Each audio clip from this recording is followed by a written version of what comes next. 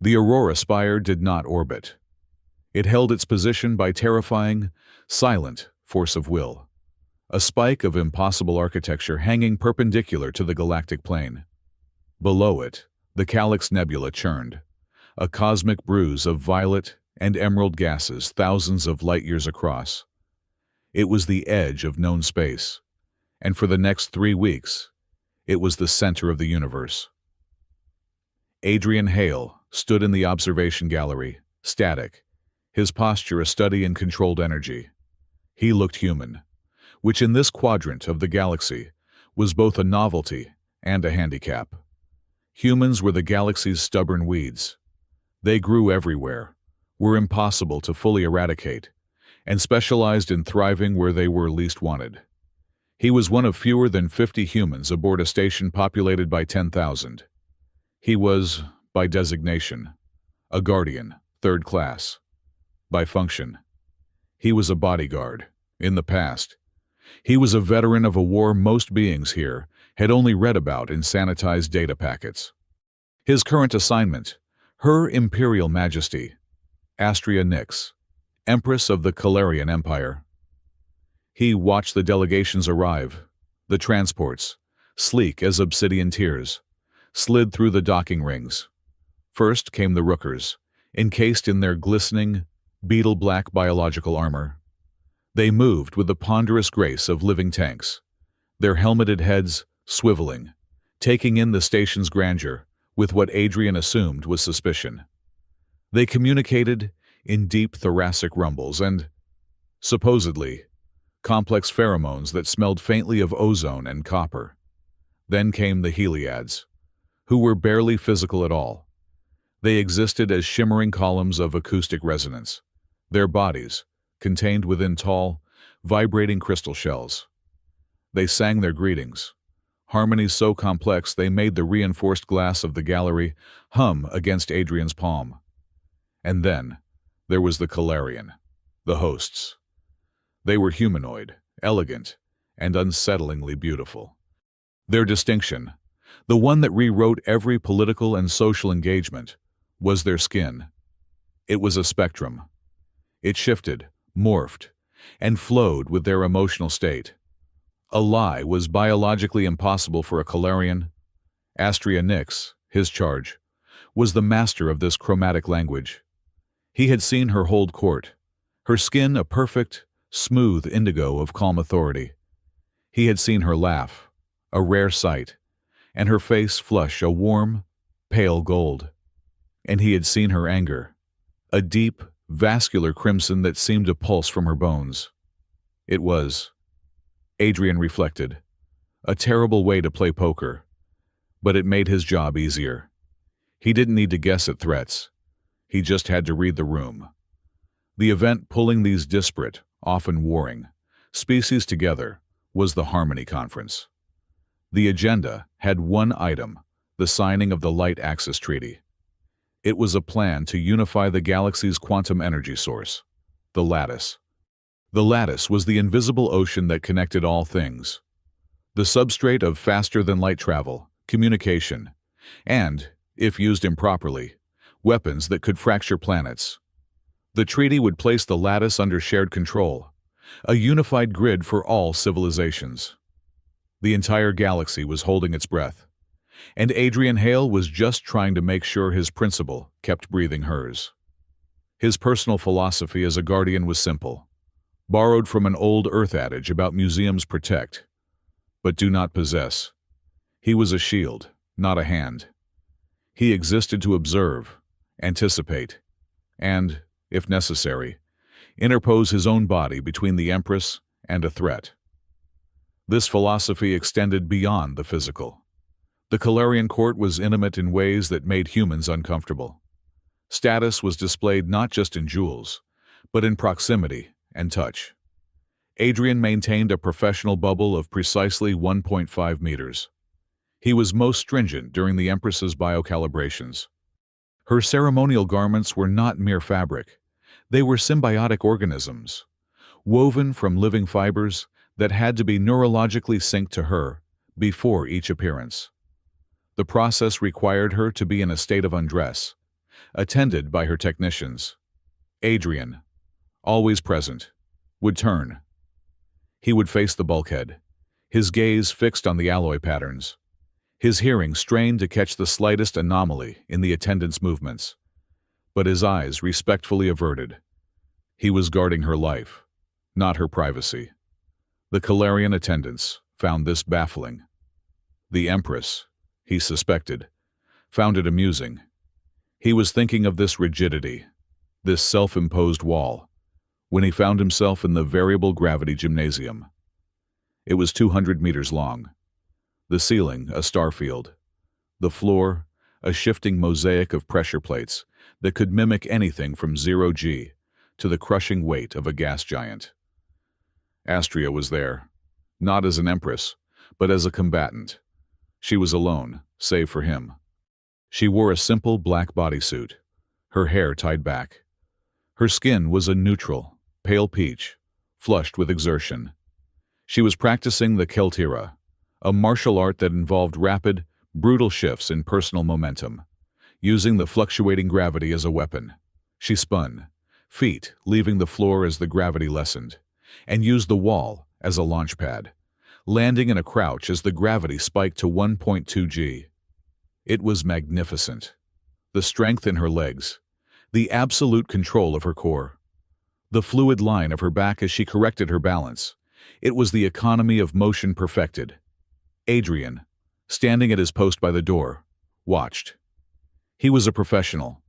He analyzed her movements for weakness, for openings, for stamina. But he was also human. He saw the discipline, the power, the sheer, undeniable form. His gaze lingered. It held for 1/2 respiratory cycle too long. She finished the motion, rising slowly to her full height. She turned. Her eyes, the color of a twilight sky, met his.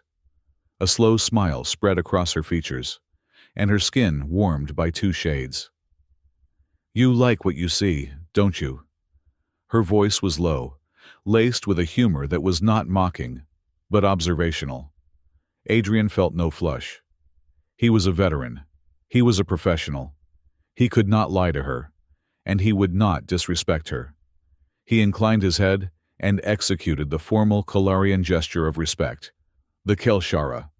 He brought his hands up, palms open and facing downward, and bowed his head deeply, his eyes cast to the floor. It was the gesture of acknowledging radiance without claiming it, the sign for respecting a star, not trying to catch it in a jar. He rose slowly. "I respect the discipline, Majesty. It is formidable." Astria's smile widened. Her skin, around her eyes and throat, shifted to that pale, warm gold. Approval. He had passed a test he hadn't known he was taking. "Your human customs are a fortress." "Adrian Hale," she said, her voice echoing slightly in the vast room. "I often wonder what you are defending." Before he could formulate a response that was both truthful and diplomatic, her formal attendant, a tall Calarian whose skin was a permanent, anxious light green, swept into the gym. "Majesty," the attendant bowed low, skin flickering with urgency. "The preliminary threat assessment from the lattice scanners has arrived." Astria's demeanor shifted in an instant. The gold faded. Her skin cooled to a sharp, clear indigo. Authority. And, the attendant said, swallowing. "You requested a private briefing. With Guardian Hale." Adrian's stomach tightened. A private briefing that included him, that was not protocol. "Good," Astria said, brushing past the attendant. She nodded at Adrian. "Walk with me." They moved through the silent, curving corridors, their footsteps muffled by the iridescent flooring. The attendant trailed at a respectful distance. "I am promoting you," Astria said, not looking at him. Her indigo color was deep, concentrated. "Majesty, you will be my personal attachment for the duration of the conference. You will be armed. You will be in the room for all negotiations, and you will answer to no one but me. The guard captain is being reassigned. This was an unprecedented elevation. It was also a target, painted squarely on his back. "I am honored, Majesty. But may I ask why?" "Because of what you just did in the gym," she said. "You saw, but you did not take it. You are the only person on this station, Calarian or otherwise, who seems capable of observing without desiring." She paused, then added, "And because you are human." "I thought that was a liability," Adrian said. "It is a unique perspective. You do not speak with your skin, Guardian. You speak with your actions. In the coming weeks, I will need a man who is fluent in action." They reached her private chambers. The attendant opened the door and backed away, his skin pale with anxiety. Adrian followed the Empress inside. The room was vast, one entire wall, a seamless view of the Calyx Nebula. A holographic display bloomed in the center of the room. It was a swirling, complex map of the lattice. "The threat assessment," Astria said, her voice hard. Adrian studied the map. It was mostly calm, a sea of potential. But in one sector, near the spire's own energy core, a red icon pulsed. "What is it?" he asked. "A signature," Astria said. "Something has breached the lattice induction field. It is small, shielded, and it is learning." "Learning what?" "Our security protocols. The system's harmonics. It's a ghost, probing the firewall." She turned to him, her indigo skin so deep it was almost black. "The analyst's conclusion is unanimous. This is not sabotage, Guardian. It is the precursor to a targeted assassination. The two inciting incidents, one personal and one galactic, locked into place. She was offering him the most dangerous job on the station, just as the station became the most dangerous place in the galaxy." "I accept," Adrian said. The words were out before he could second-guess them. Astria nodded, a single, sharp motion. "I know." He left her chambers, the weight of the new command settling on his shoulders.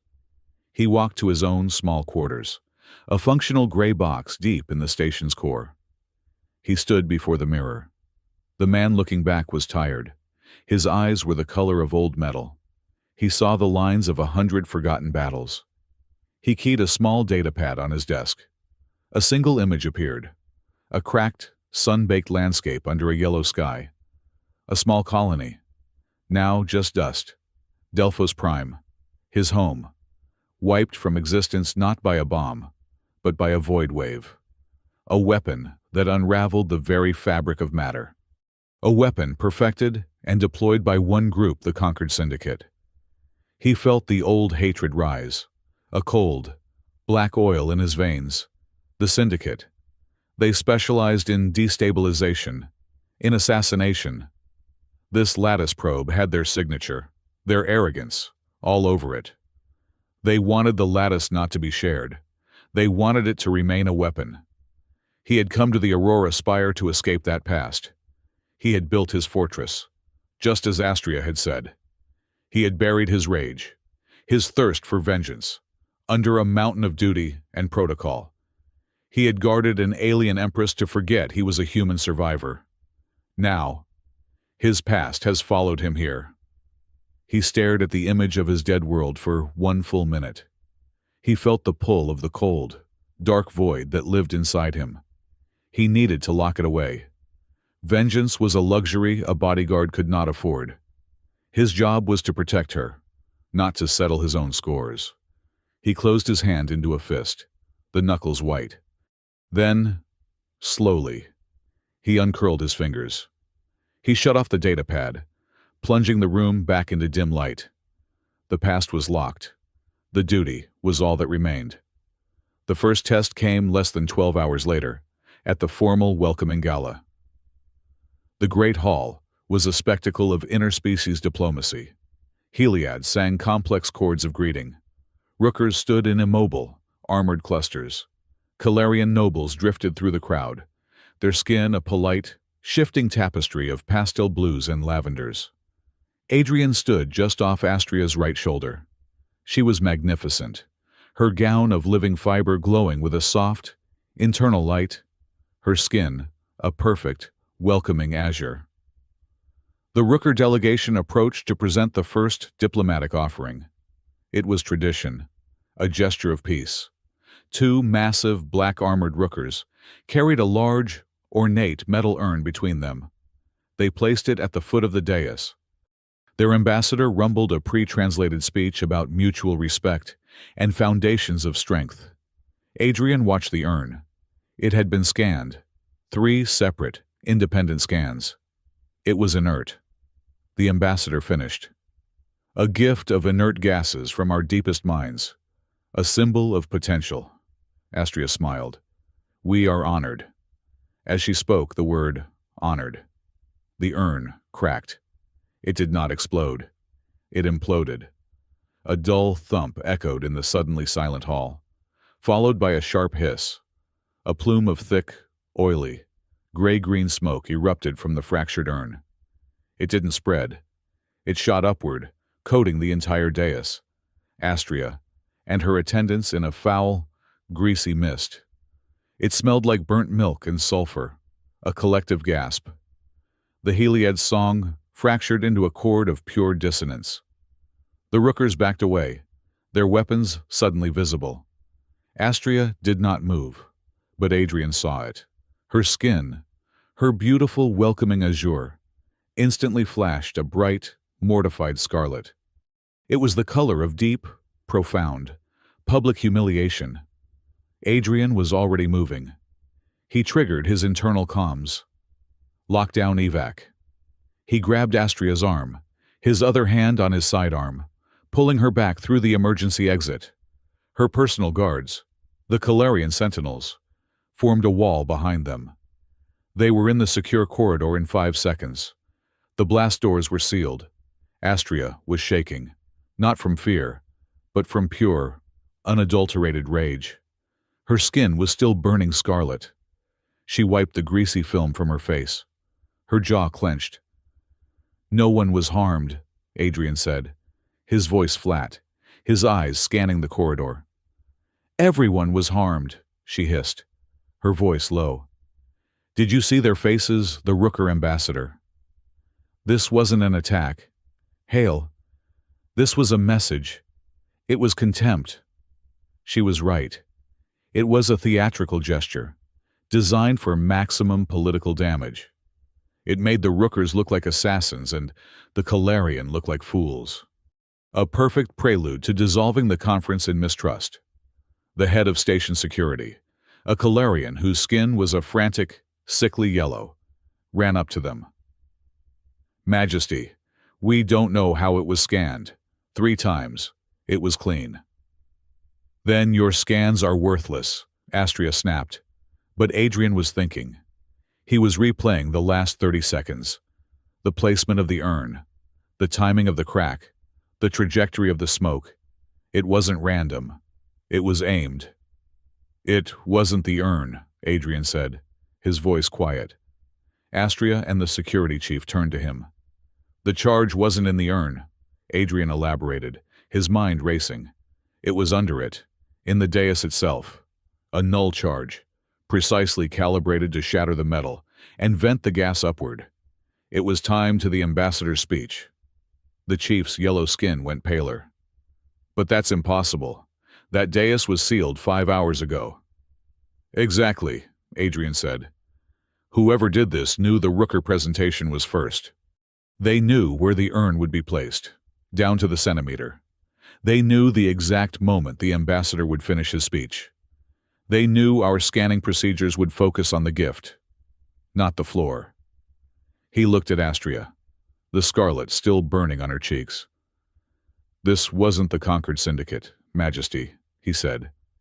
This was someone on the inside, someone who knows the court protocol better than we do. The subspire was a different world. The upper levels of the Aurora Spire were all flowing lines, holographic skies, and air perfumed with synthesized floral notes from planets Adrian had never heard of. The subspire was iron, coolant, and the smell of ozone and hot metal. It was the station's gut, a web of gantries and plasma conduits suspended over a kilometer-deep service shaft that descended into the station's throbbing reactor core. Adrian moved through the metallic gloom, his sidearm heavy on his hip. His suit was no longer the formal black of the honor guard but a gray, high-density polymer weave, its surface non-reflective. He moved with a veteran's economy of motion, his boots making almost no sound on the graded walkways. He was 2 levels below the Grand Hall, directly under the dais. The explosion had been precise, the charge just powerful enough to rupture the floor plating and the urn, but not strong enough to trigger the primary blast wave sensors. It was an expert. It was arrogant. He found the epicenter. The plating was peeled back like a metallic flower, the edges scorched. His tactical light cut through the dimness. He knelt, his gloved fingers tracing the wiring. It was Calarian technology, shielded, sophisticated, and tied directly into a tertiary power conduit. This was not a bomb smuggled in. This was a bomb built in. He followed the conduit back, his light scanning the bulkhead, and there, he stopped. It was almost invisible. A glyph, no larger than his thumb, etched into the metal. It was only visible from this precise angle, designed to catch the light from a passing inspection beam. A retro-reflective sigil. He felt the blood in his veins turn to ice. He knew this mark. He knew it from the scorched earth of Delphus Prime, from the data logs of ships that had vanished, from the nightmares he thought he had buried. It was the mark of the conquered syndicate. His jaw clenched so hard his teeth ached. The syndicate. They were not a government. They had cancer. A distributed, hive-like organization with only one goal: chaos for profit. They destabilized governments, shattered treaties, and sold the resulting wreckage to the highest bidder. They were led by a faceless entity, known only as the Arbiter, a ghost in the machine who orchestrated atrocities from the dark. They were the ones who had deployed the Void Wave. They were the ones who had turned his home, his family, everyone he had ever known, into radioactive dust. And they were here. His first instinct was rage, a pure, white-hot spike that demanded he tear the station apart, bulkhead by bulkhead, until he found them. He wanted to make them pay. He wanted to hear them scream. He closed his eyes for 2 seconds. He breathed in the smell of ozone.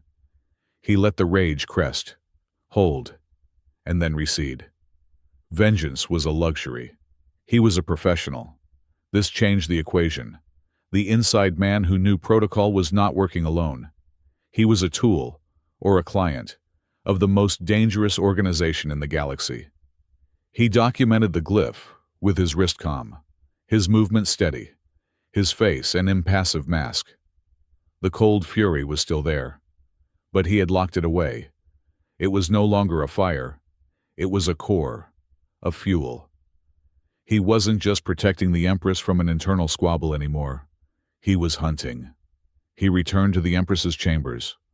The scarlet of her humiliation was gone, but the atmosphere was just as charged. Astria stood before the vast window, the Calyx Nebula swirling behind her. She had shed the elaborate, living gown and wore a simple, deep blue tunic. Her skin was a cool, analytical silver gray. "Your report, Guardian," she said, without turning. "The device was triggered from Subspire Level 2, Adrian said, his voice flat. "The technology was Calarian, but the signature belongs to the conquered syndicate." Astria turned. The silver of her skin did not waver, but her eyes, those twilight skies, hardened. "The syndicate. They move boldly, to strike within my own home." "They had help," Adrian said. "Someone with high-level access.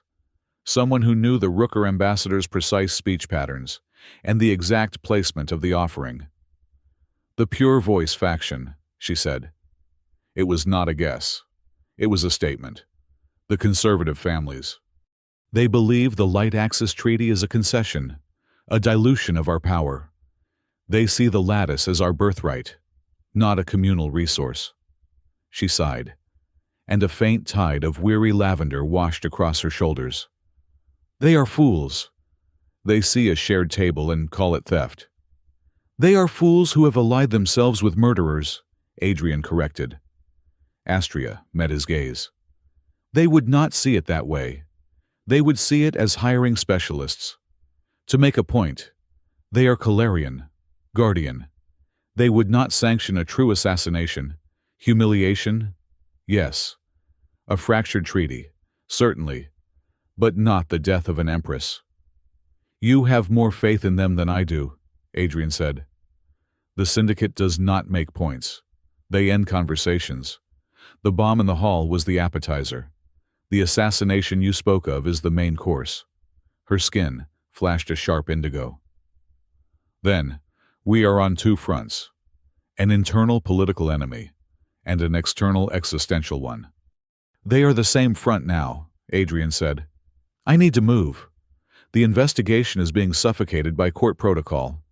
The station chief is obstructing, interviewing witnesses in order of rank instead of relevance.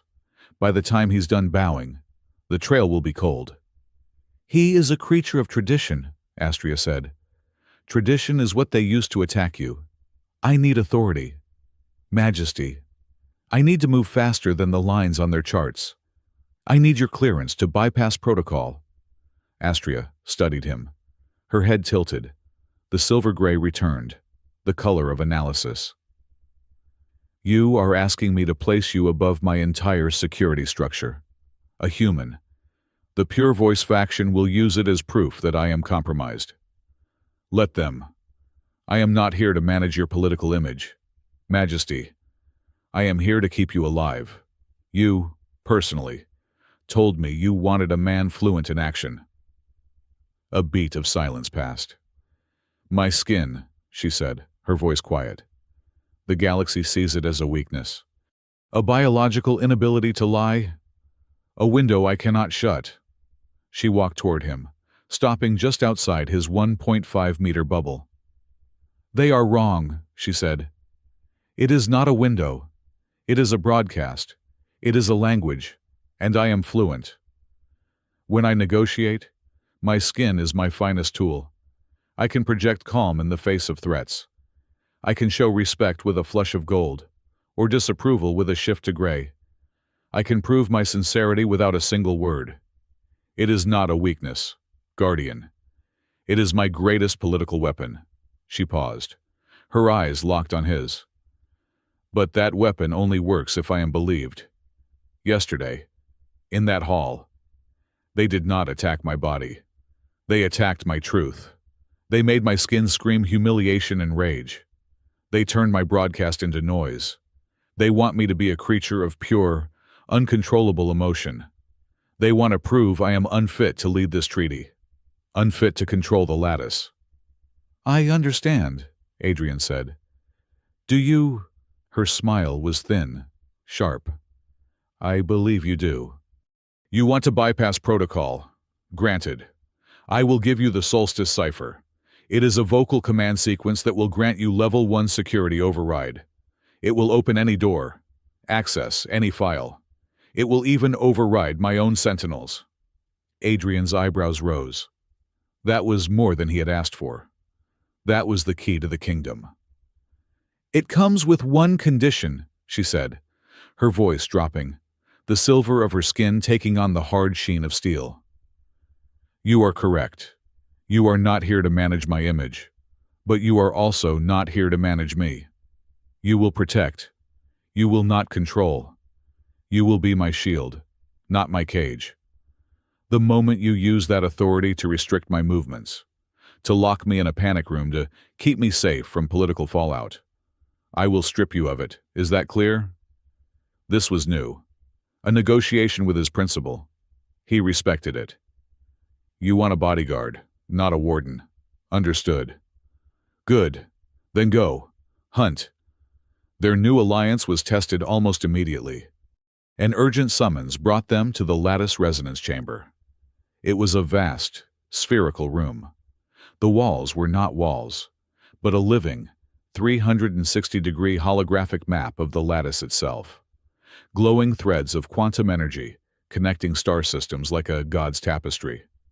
In the center, floating in a containment field, were the Heliads. The crystalline beings were vibrating, their usual harmonious song, now fractured and sharp. It sounded like beautiful glass being ground to dust.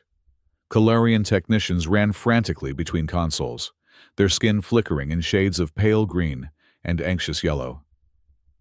"What is this?" Astria demanded, her skin a sharp indigo of command.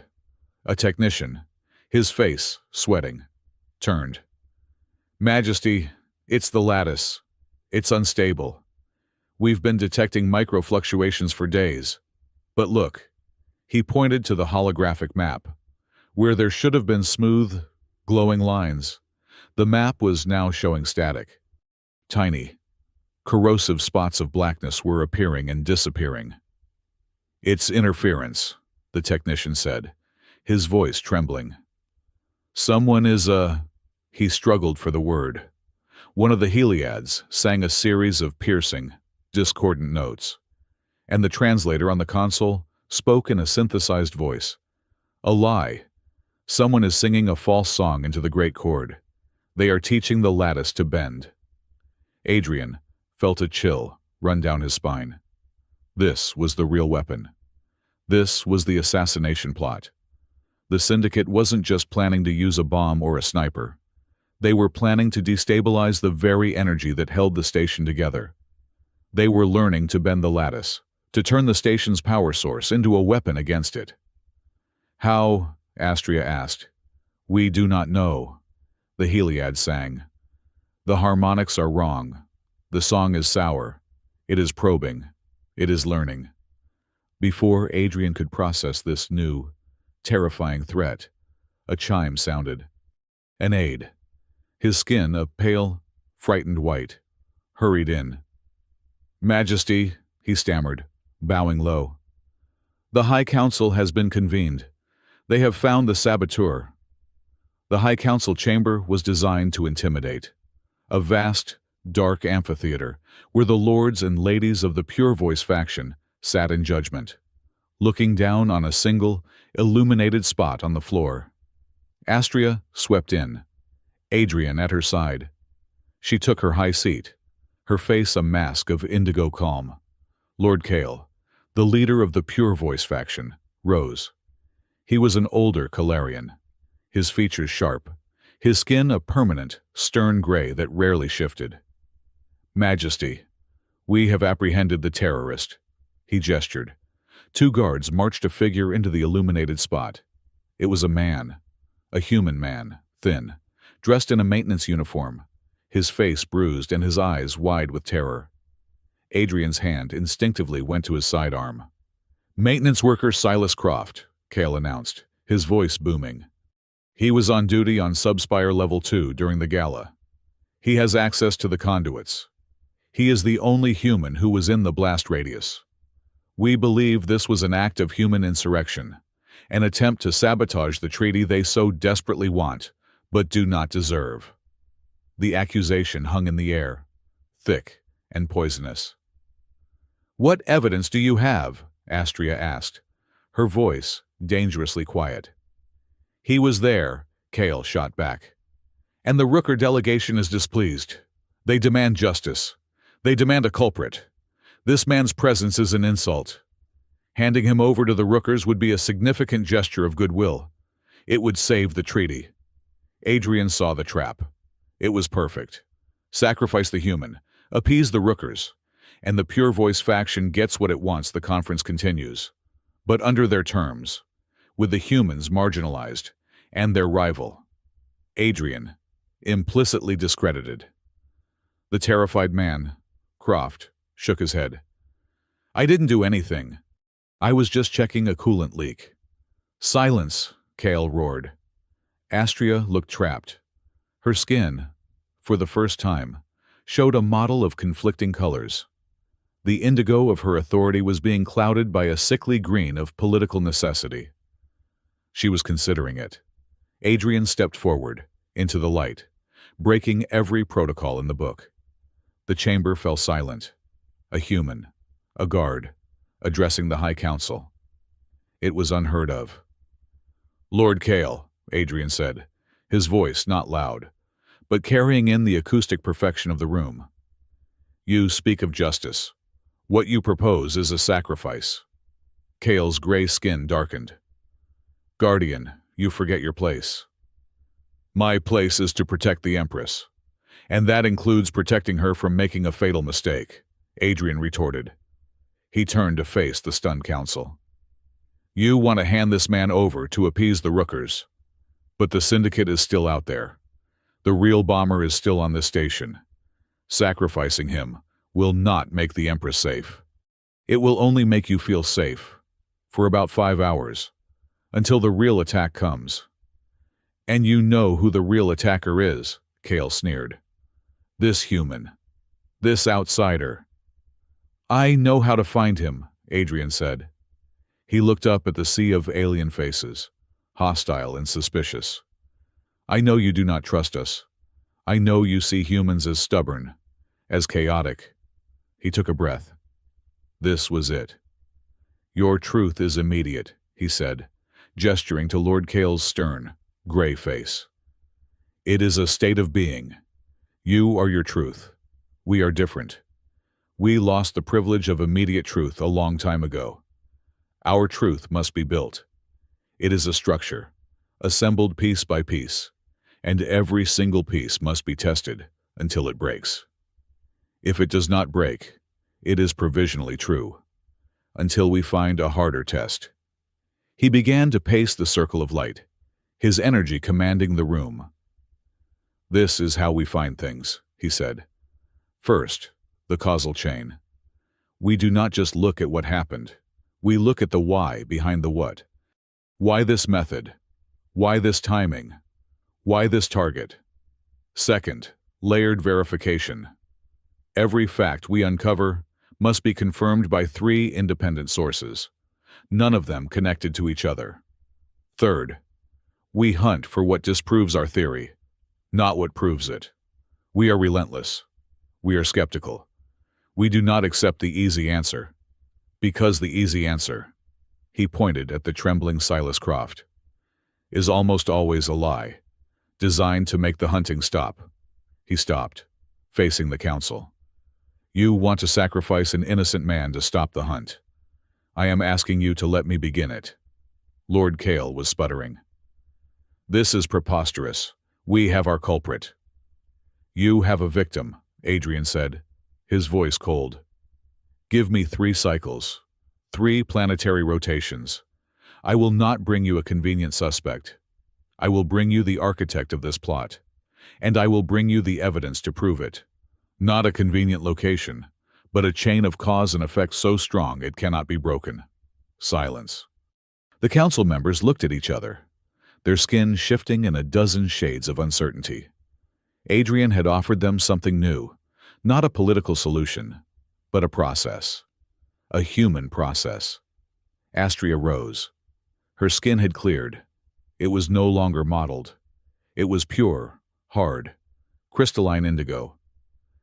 "You have heard Guardian hail," she declared. "He has staked his authority on a promise. This council will grant it. 3 cycles. Find the truth. Guardian. The real truth." The council was adjourned. Adrian walked out. Silas Croft flanked by 2 of Adrian's own men, now under his personal protection. The glares from the Pure Voice faction felt like physical blows. He had 3 days to solve an impossible puzzle, with the fate of the galaxy, his own reputation, and an innocent man's life on the line. He didn't go to the crime scene. He didn't go to the subspire. He went to a small, high-tech security node that he had commandeered as his base of operations. He had the station's entire sensor log from the gala. He wasn't looking for a video. He was looking for sound, for 2 hours. He sat in the darkness, the holographic displays washing his face in blue light. He filtered the audio from the grand hall. He stripped out the ambient conversation. He stripped out the Rooker's deep rumbles. He stripped out the panicked screams. He was left with the sound of the explosion itself, A dull thump, a hiss. But just before it there, he isolated the frequency. A high-frequency pulse, almost inaudible, lasting less than half a second. It wasn't a timer. It was a remote trigger, a sonic trigger. His fingers flew across the console. He ran a trace, triangulating the origin of that specific, shielded acoustic signal. It wasn't from the audience. It wasn't from the subspire. The trace path lit up on his display, a red line snaking through the station's diagrams. It led deep into the Imperial Wing, to a place of high honor and higher security. A place no one would ever think to look. The Sanctum Sanctorum, the sacred workshops. Impossible, he whispered. That was where the Empress's most valued artisans worked. Her living gowns were woven there. The ceremonial implements were crafted there. He pulled the access logs for the workshop for the 12 hours preceding the gala. The list was short. Attendants, weavers, and one name, authorized for a private calibration session. Sacred Engineer, Thyron. He took the data to Astria. She was in her private garden, a place of bioluminescent plants, attempting to meditate. He stood at the entrance. "I found him," Adrian said. She opened her eyes. The garden's light cast a soft blue glow on her skin. "Who?" "It wasn't a timer. It was a sonic trigger, high frequency. It originated from the sacred workshops." He showed her the data pad. Only one person was logged in for a private session at that time. Sacred Engineer Thyron. He triggered the device. Astria looked at the name. The serene blue of her skin vanished. It did not turn to indigo rage or scarlet humiliation. It evaporated, leaving her a stark, flat, bloodless white, the color of profound, absolute shock. "Thyron," she whispered, and her voice was no longer an Empress's. It was the voice of a girl. "That is not possible. He was my father's most trusted friend. He taught me the lattice harmonics when I was a child." The inside man was not just a traitor. He was family. The sacred workshops were silent, not the respectful silence of a gallery, but the heavy, waiting silence of a place that held too many secrets. The air smelled of ionized metal and exotic, stable elements. Sacred Engineer Thyron stood by a workbench, his tall, thin frame outlined by the blue glow of a diagnostic screen. He was old, even by Calarian standards. His skin a pale, parchment-like tan that seemed to have forgotten how to change color. Astria entered first. Adrian was a shadow at her back, his hand not on his weapon, but near it. His presence was a violation of this sacred space, a fact Thyron noted immediately. The old engineer turned. His movements were slow, deliberate. He bowed. A shallow, stiff gesture. "Majesty, you honor my workshop." His eyes flickered to Adrian. "Your guard is not required here. This is a place of creation. And a place of transmission, it seems," Astria said. Her voice was flat. The bloodless, shocked white of her skin had been replaced by a carefully controlled, neutral indigo. "Thyron, my father's friend, my teacher. Why?" Thyron's ancient face barely moved. "Majesty, I do not understand." "The sonic trigger," Adrian said, stepping forward just enough to be seen. "The one that detonated the charge under the Rooker urn. It was pulsed from this room, from your terminal. At the precise moment you were logged in for a private calibration." Thyron looked at Adrian, his gaze filled with a weary disdain. "A human, accusing me. How far we have fallen. Majesty, this is an absurdity. My calibrations are complex. They often require broad-spectrum harmonic tests. A stray frequency, perhaps, misinterpreted by this soldier's crude instruments." "It was not a stray frequency," Adrian said. "It was a shielded, targeted, encrypted pulse, and its handshake protocol matched the detonator's receiver precisely. It was a message, and an order. "I have served your family for 200 years, Thyron said, turning back to Astria, his voice resonating with wounded pride. "I held you as a child. I taught you how to hear the lattice. And you bring this outsider to accuse me of treason." He denied it. But Astria was not listening to his words. She was watching his skin. It was faint, almost imperceptible. But as he spoke, as he delivered his passionate, wounded denial, a chaotic, muddy undercurrent moved beneath his parchment tan. It was not the flush of a lie. It was a rapid, sick flickering of pale green, mustard yellow, and dull gray. It was the color of profound, agonizing guilt, warring with fear. Adrian saw it as a simple confession. His instinct was to cuff the man and drag him to a cell. Astria held up a hand, silencing Adrian before he could speak. She saw the same colors, but she read a different language. This was not the simple, dark crimson of malice. This was the color of a man trapped. "Thyron," she said, her voice softening, but her indigo authority holding firm.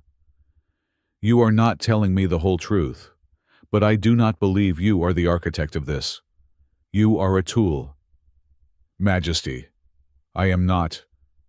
"You are," she commanded, and he fell silent.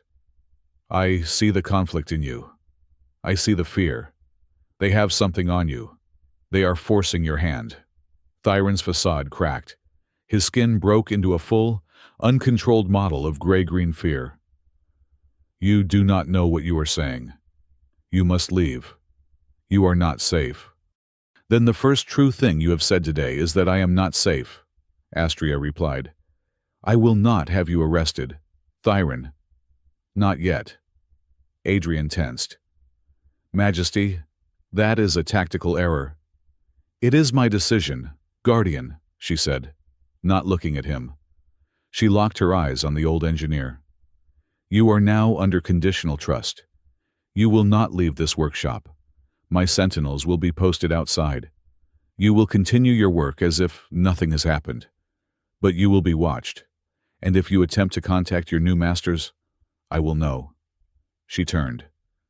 "And the justice you will face will not be mine, but his." She nodded to Adrian. They left the workshop, the heavy door hissing shut. The two Calarian sentinels, their faces impassive, took up their posts. In the corridor, Adrian stopped. "You let him go. He is a confirmed conspirator." "I put him in a cage," she corrected, her voice hard. "You are a soldier, Adrian. You see a threat. You neutralize it. I am a sovereign. I see a piece on the board. He is terrified. That makes him valuable. He may yet be turned. But if we arrest him, his masters will know we are onto them, and they will simply escalate. We have bought time, and we have kept our best censor on the inside." "You are trusting a traitor," Adrian argued, his voice low. "No," she said, meeting his gaze, her indigo flashing. "I trust my ability to read him. There is a difference. You have your human process. This is mine. Now, find me the syndicate." Thyron was the how. I need the who. Adrian gave a single, sharp nod. "As you command."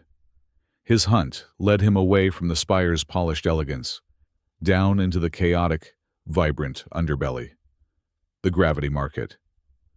It was a cavernous, spherical sector of the station, where the artificial gravity was in constant, gentle flux, rising and falling by a few percent every few minutes. It made visitors pleasantly disoriented, a perfect state for impulsive bartering. The market was a neutral zone, a riot of noise and color. Stalls sold everything from roasted nebulae grubs to Heliad song crystals.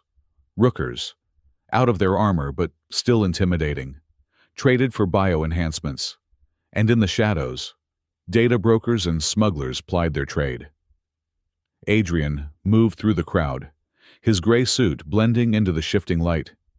He was tracking the source of an anomalous energy signature he had pulled from Thyron's workshop logs, a coded supply request. Thyron had triggered the bomb, but someone else had supplied the materials to shield it, and the data to time it. The trail led to a small, dark stall, tucked behind a vendor selling gaseous perfumes. The stall was unmarked, but the man inside was clearly Syndicate. He had dead eyes and an augmented cybernetic hand. Adrian watched from a distance. A deal was happening. A slender, teenage Calarian, his skin a nervous, flickering yellow, was handing over a data slate. The Syndicate man took it, and in return, handed the teen a small, injectable vial. Spectral camouflage, Adrian murmured to himself. A chemical agent that would temporarily lock a Calarian's skin to one color, allowing them to lie. It was deeply illegal and deeply valuable to the Pure Voice faction. The deal went bad. The Syndicate man grabbed the teen's arm. "The code is corrupted," he growled. "No, it's all there." "I swear," the teen yelped, his skin flashing a bright, panicked white. "The Arbiter does not tolerate failure." The Syndicate man's cybernetic hand tightened, the sound of small bones cracking. Adrian moved. He didn't run. He simply arrived. He placed one hand on the Syndicate man's shoulder. "Let the boy go," the man spun, his other hand, the human one, blurring for a plasma knife. Adrian was faster. He didn't block the hand. He moved inside it. A palm-heel strike to the man's sternum. A nerve pinch to the cluster behind his ear. The man didn't drop. He just switched off, his eyes rolling back, his body slumping. Adrian caught the plasma knife before it hit the floor and deactivated it. The teenage Calarian was staring, hyperventilating, his skin a mess of terrified colors. "I'm not with him," Adrian said, his voice calm. "I am with the Empress." This, apparently, was not much better. The teen bolted. Adrian sighed and followed, easily catching him in the thickening crowd. He pinned him against a bulkhead, his forearm gently but immovably across the boy's chest. "I am not going to hurt you," Adrian said. "You're a data runner, an informant. Who are you running for?" "I just sell things," the boy stammered. "Spectral camouflage algorithms, whatever I can find." "You sold an algorithm to the Syndicate," Adrian stated. "What was it?" "I don't know, it was just code, encrypted. They paid me to place a marker on it, a single letter. They said it was a signature." "What letter?" Adrian's voice was cold. "A," the boy whispered. "Just A." Adrian felt his blood run cold, the frame up. "I need that code, kid. All of it. I can't. They'll kill me." "They were about to kill you. I'm the only thing standing between you and them. I need the master file." "It'll cost you," the teen said, a flash of desperate bravado returning. "I just saved your life. That's the payment. Give me the key, or I give you back to the Syndicate." The teen's bravado crumbled. He fumbled with a device on his wrist. "It's here. A passkey to a hidden data cache. But it's encrypted with a Heliad acoustic lock. You'll never open it." "Let me worry about that," Adrian said, taking the small data crystal. "Now, run. Get off this station. Go to the refugee transports and don't look back." He watched the boy disappear into the crowd before he turned his attention back to the unconscious Syndicate agent. He left him where he lay. Station security could clean up the mess. He returned to Astria's chambers. The mood was thick with tension. The Heliad delegation was there, their crystal shells vibrating with distress. The sour note in the lattice was getting stronger. Astria was trying to communicate with them, her skin a calm, patient azure. "We need to know what they are targeting. Can you not isolate the false song?" The lead Heliad sang a complex, trilling series of notes. The translator spoke, "It is not a song. It is a perversion of a chord. It hides beneath our own resonance. To find it, we must hear it. Adrian stepped forward. I need your help, he said to the Heliad. He held up the data crystal. This is locked. The key is acoustic. The Heliad vibrated. The tones must be precise. Can you sing? Adrian looked at Astria. This is not my area of expertise. Attempt it, Guardian, Astria said, a faint, almost imperceptible lightness touching her voice. The Heliad vocal structure is based on precise mouth shapes and subglottal clicks. Adrian sighed. He looked at the musical notation on the crystal's display. He did his best. He focused, clicked his tongue against his teeth, and produced a sound that was half whistle, half gasp. The Heliad's shells went rigid. The lead singer produced a sharp, shocked chord. The translator said, blankly, I wish to marry the harp. There was a profound silence. Adrian froze. Astria Nyx, Empress of the Calarian Empire, turned her back to the delegation. Her shoulders began to shake. A strangled sound, one he had never heard before, escaped her. She was trying not to laugh. Her skin was a riot of bright, sparkling, golden amusement. Guardian, she said. Her voice strained as she turned back. Her face composed, but her eyes dancing. Your pronunciation is flawed. She stepped close, well inside his personal bubble. The click is not in the teeth. It is here, she said. And, with a startling lack of ceremony, she tapped his jaw. And the resonance is from the diaphragm, not the throat. Like this. She produced a perfect, complex trill that made the crystal in his hand glow and click open. The intimacy of the gesture, the simple, physical correction, was more disarming than any threat. He stared at her, momentarily speechless. My thanks, Majesty, he managed. We shall work on your linguistics later, she said, the gold still shimmering around her eyes. What have you found? The humor evaporated as the file opened on the main console. It was not a simple file. It was a complex, multi-layered algorithm, a piece of viral code designed for one purpose to be inserted into the lattice. It was an instruction set for bending the quantum energy.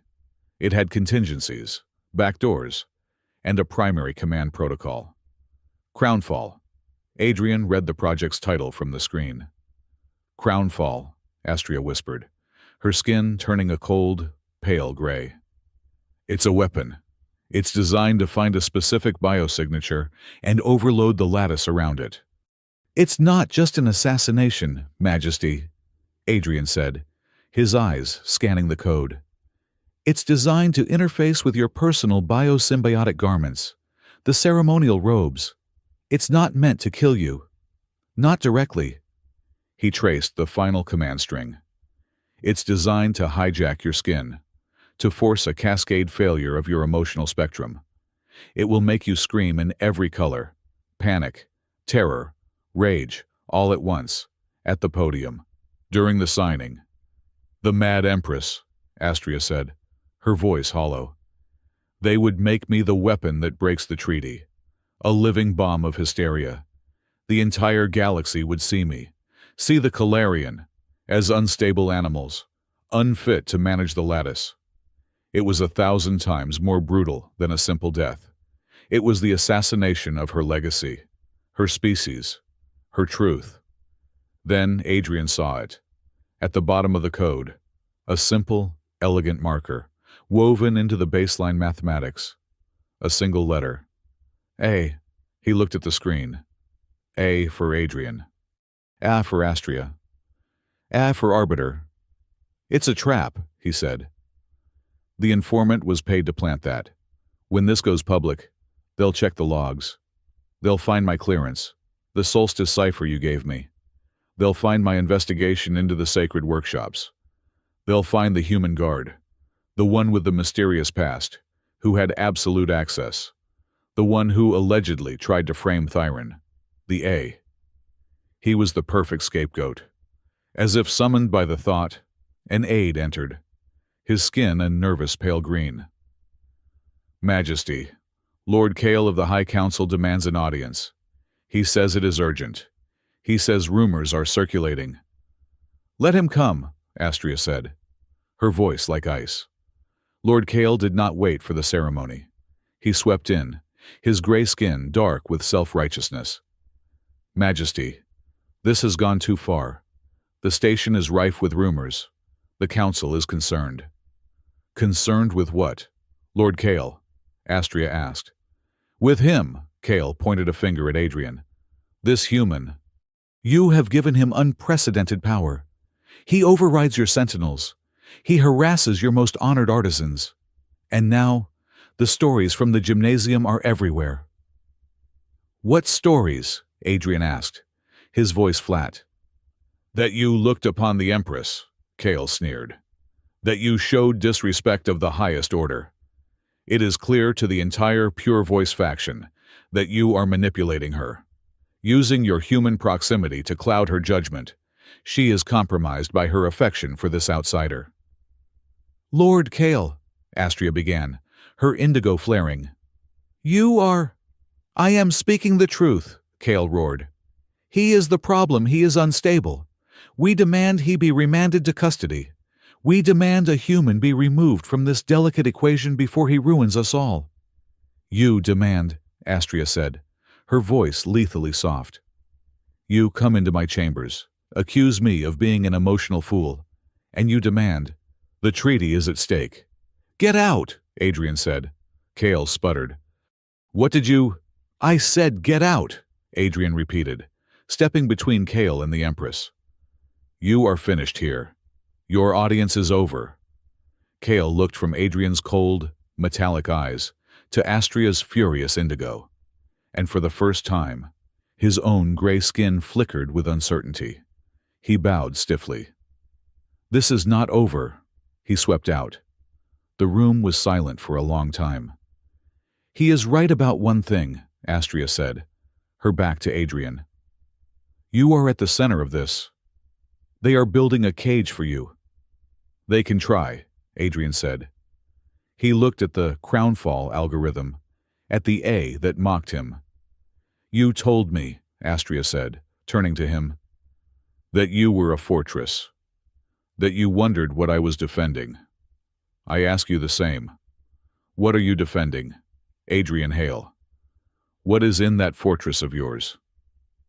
He looked at her, at the woman who had trusted him, who had laughed at his terrible linguistic skills, who was now in the crosshairs of a plot so subtle it terrified him.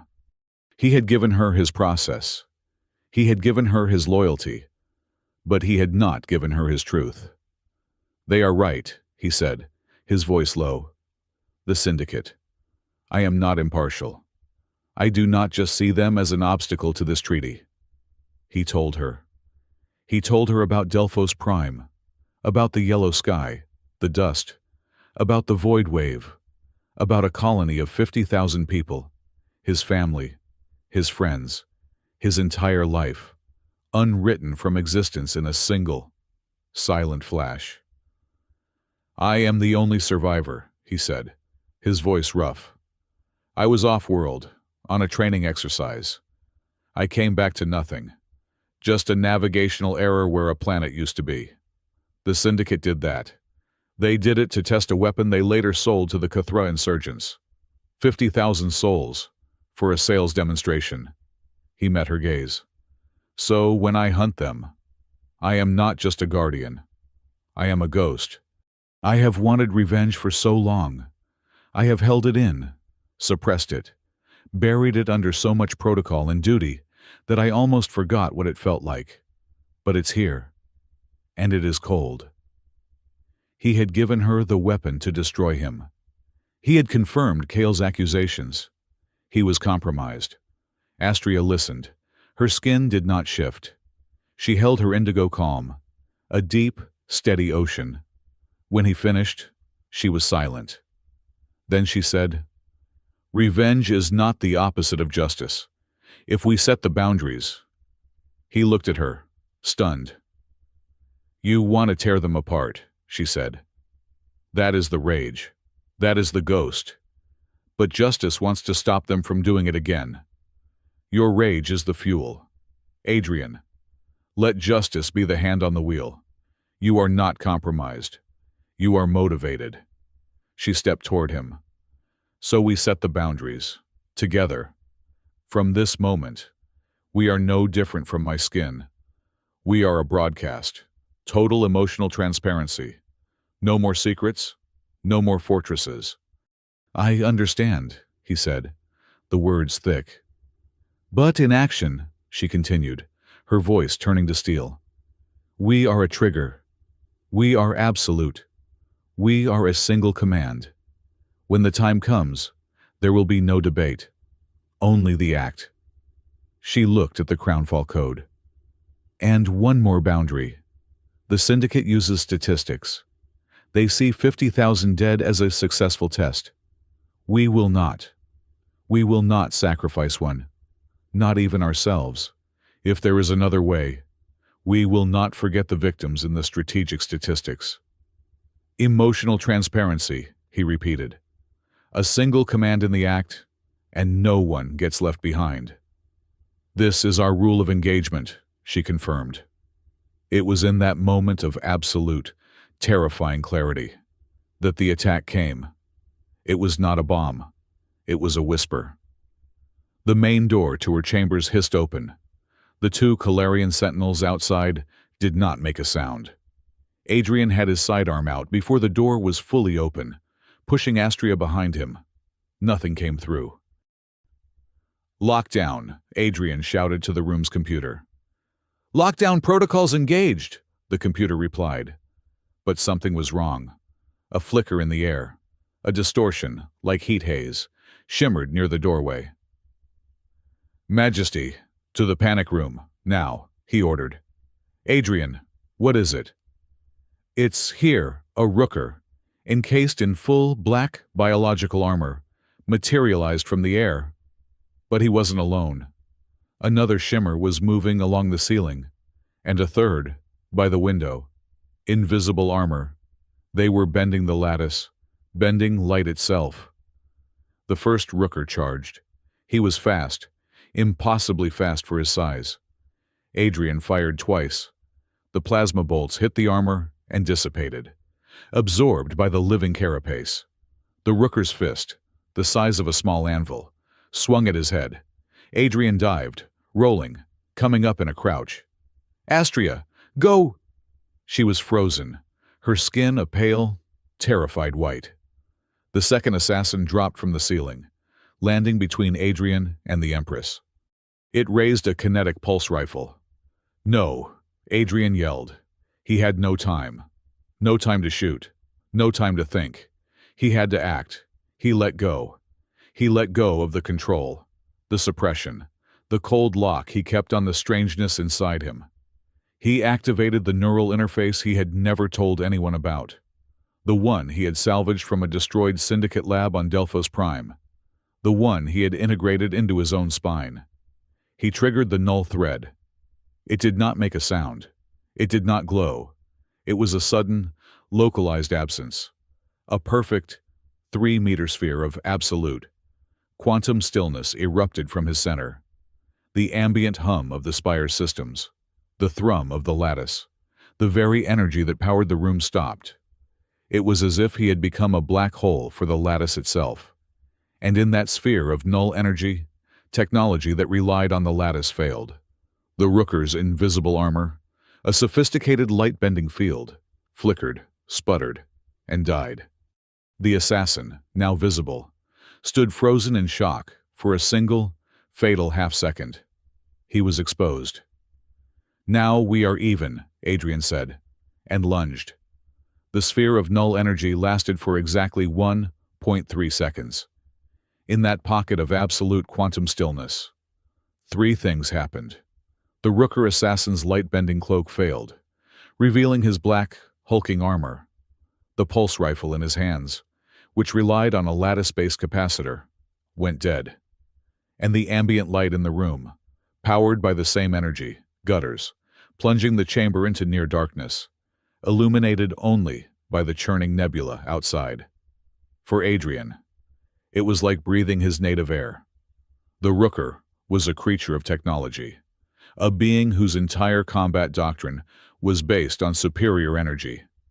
In the null field, he was just a 700-pound brute, blind and disarmed. Adrian was a creature of physics. He didn't hesitate. He didn't try to fight the armor.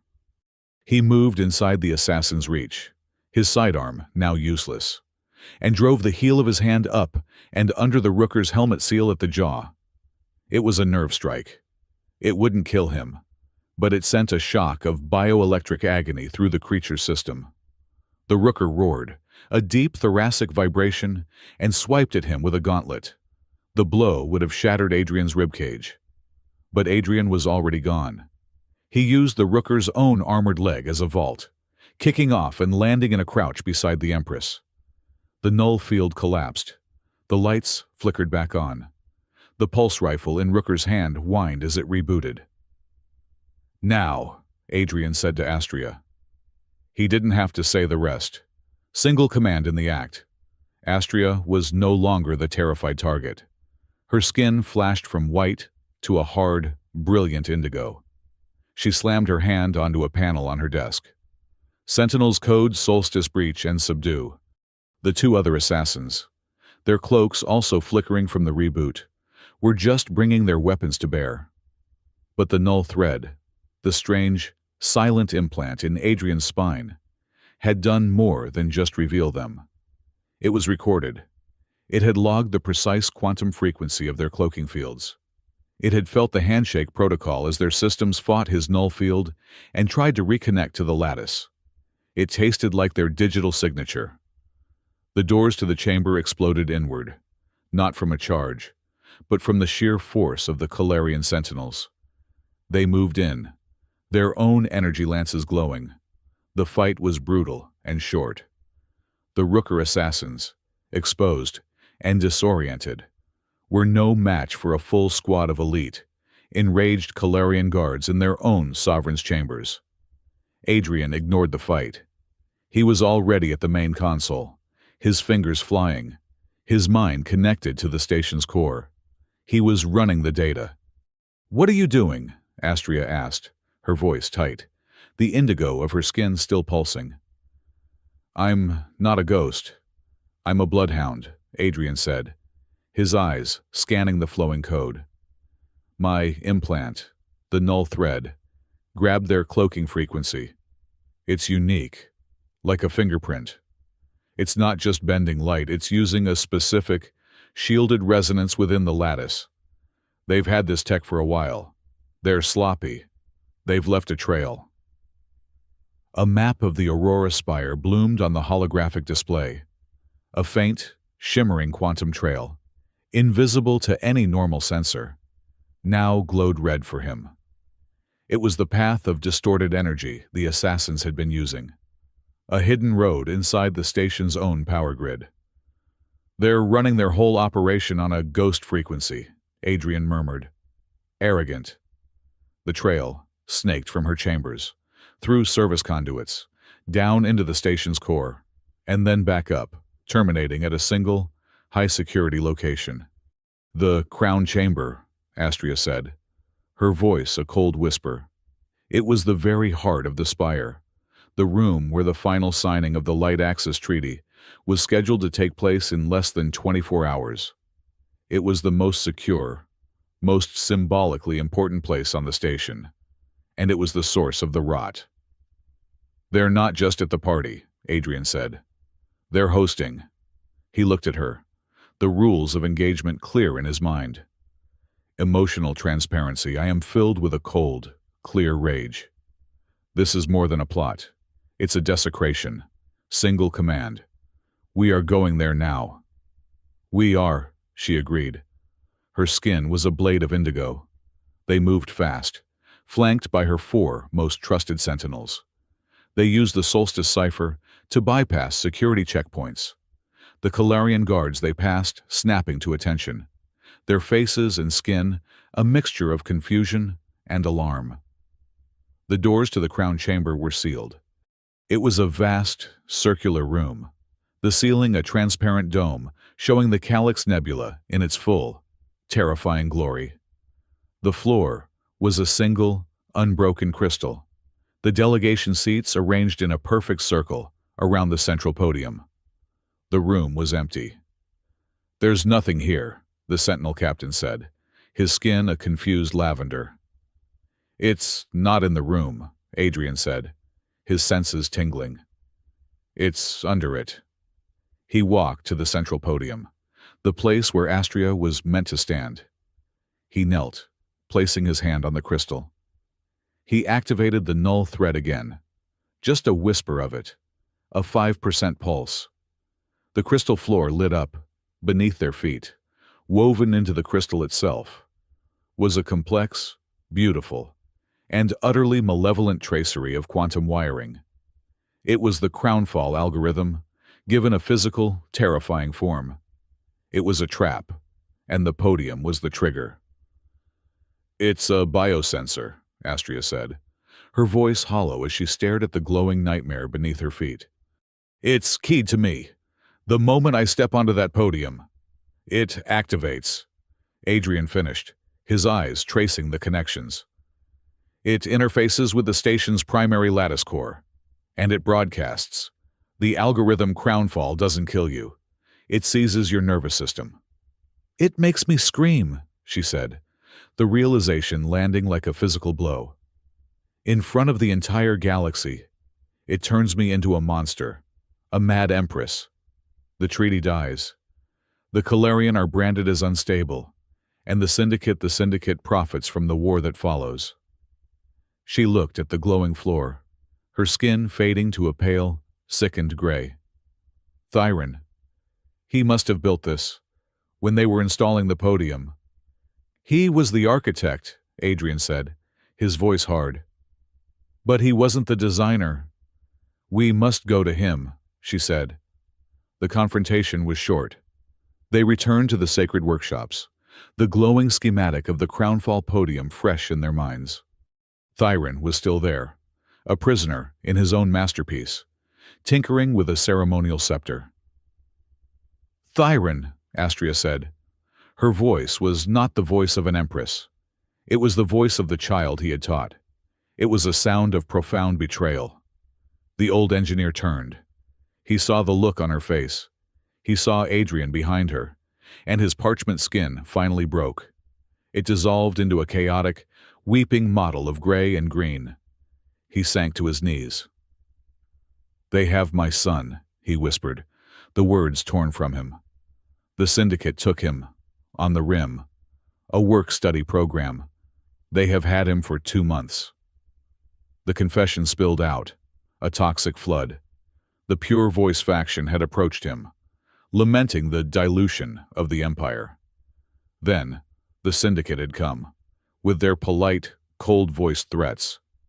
They didn't want him to build a bomb. They wanted something more elegant. "It wasn't just the podium," he sobbed, his head bowed.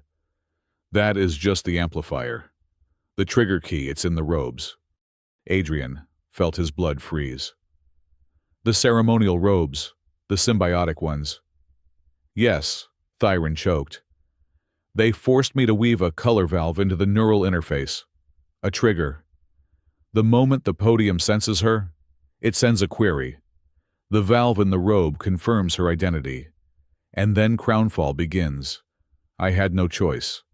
They sent me his finger." Astria stood silent for a full minute. The only sound in the room, Thyron's ragged sobs. The gray of her skin was absolute. It was the color of grief, of a world hollowed out. She had been betrayed by the man who was her last link to her father, to her childhood, betrayed, and turned into a weapon against her own people. Finally, she spoke, her voice a dead, empty monotone. "There is a way to stop it." Adrian looked at her. "Majesty." "The color mute protocol," she said, her eyes vacant, staring at the wall. "It's an ancient, emergency procedure, a full neurological dampening. It severs the connection between my emotions and my skin, permanently. It will turn me beige, forever. I will be mute. I will lose my voice.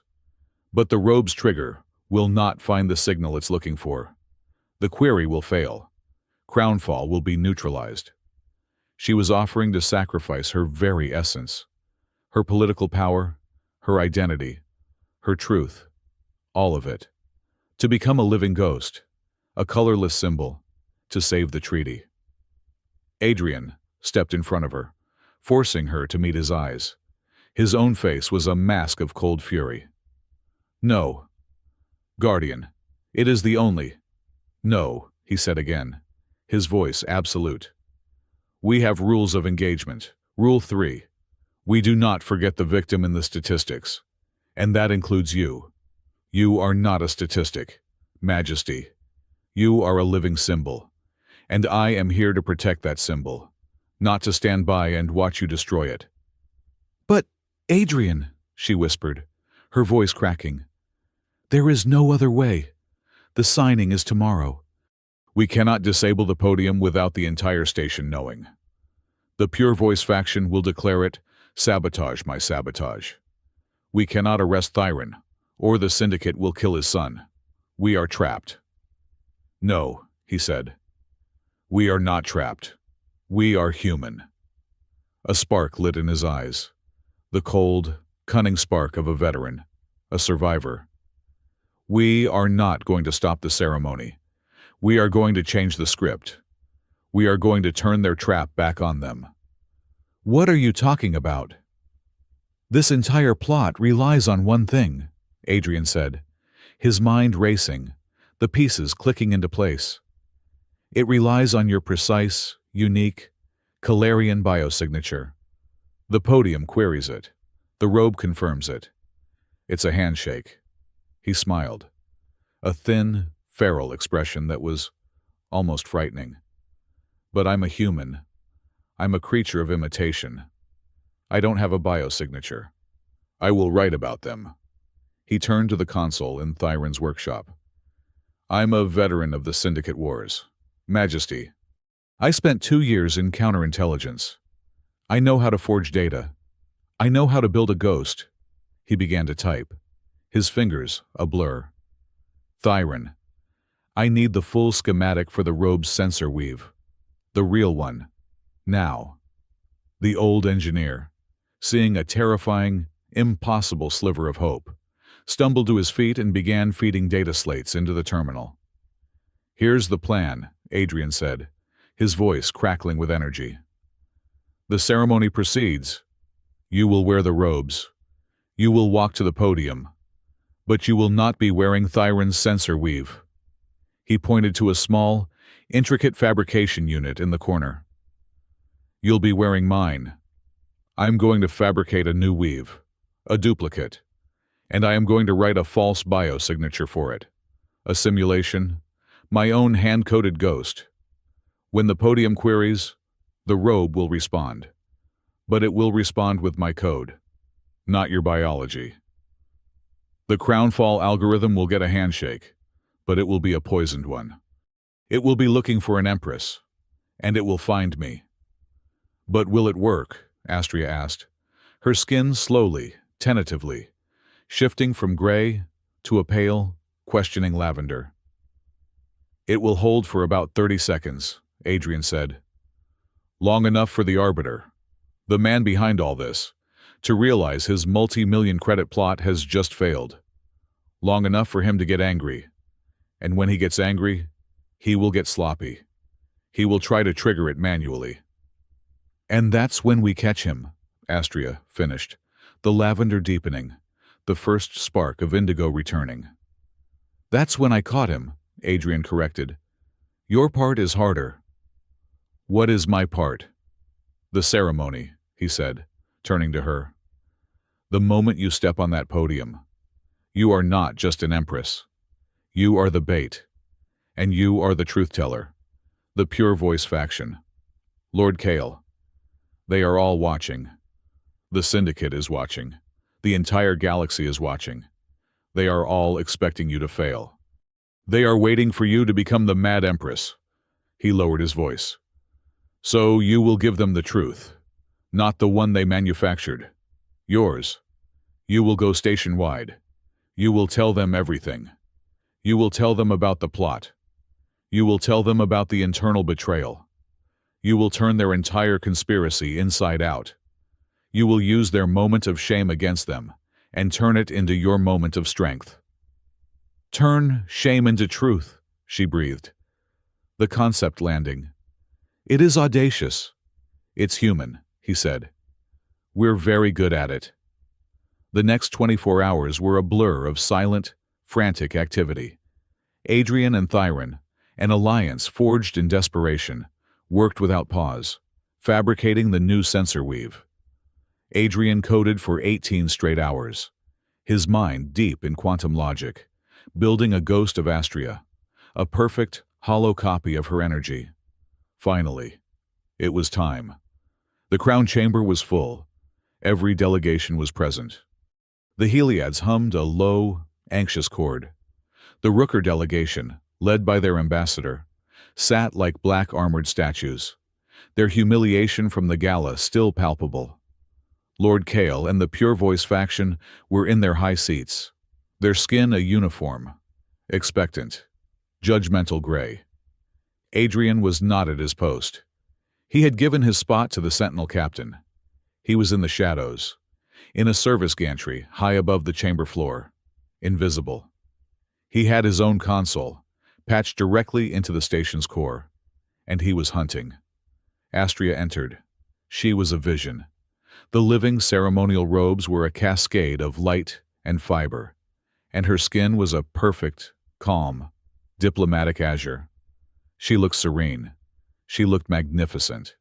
She walked the long aisle, her steps steady. She ascended the dais. She stepped onto the central podium. In his gantry, Adrian saw the readout. Podium active. Query sent. Astria took a breath. She looked out at the assembled galaxy, and she began to speak. Delegates of the United Galaxy, she began, her voice reasoning through the chamber. We are here to sign a treaty of unprecedented peace. We are here to share the lattice. But before we do, there is a truth you must hear. In the gantry, Adrian saw the next signal. Robe weave queried. Handshake requested. He tapped a key. Handshake accepted. Ghost code uploading. A plot has been uncovered, Astria announced, her voice ringing with power, her skin shifting from azure to a bright, hard indigo of pure truth.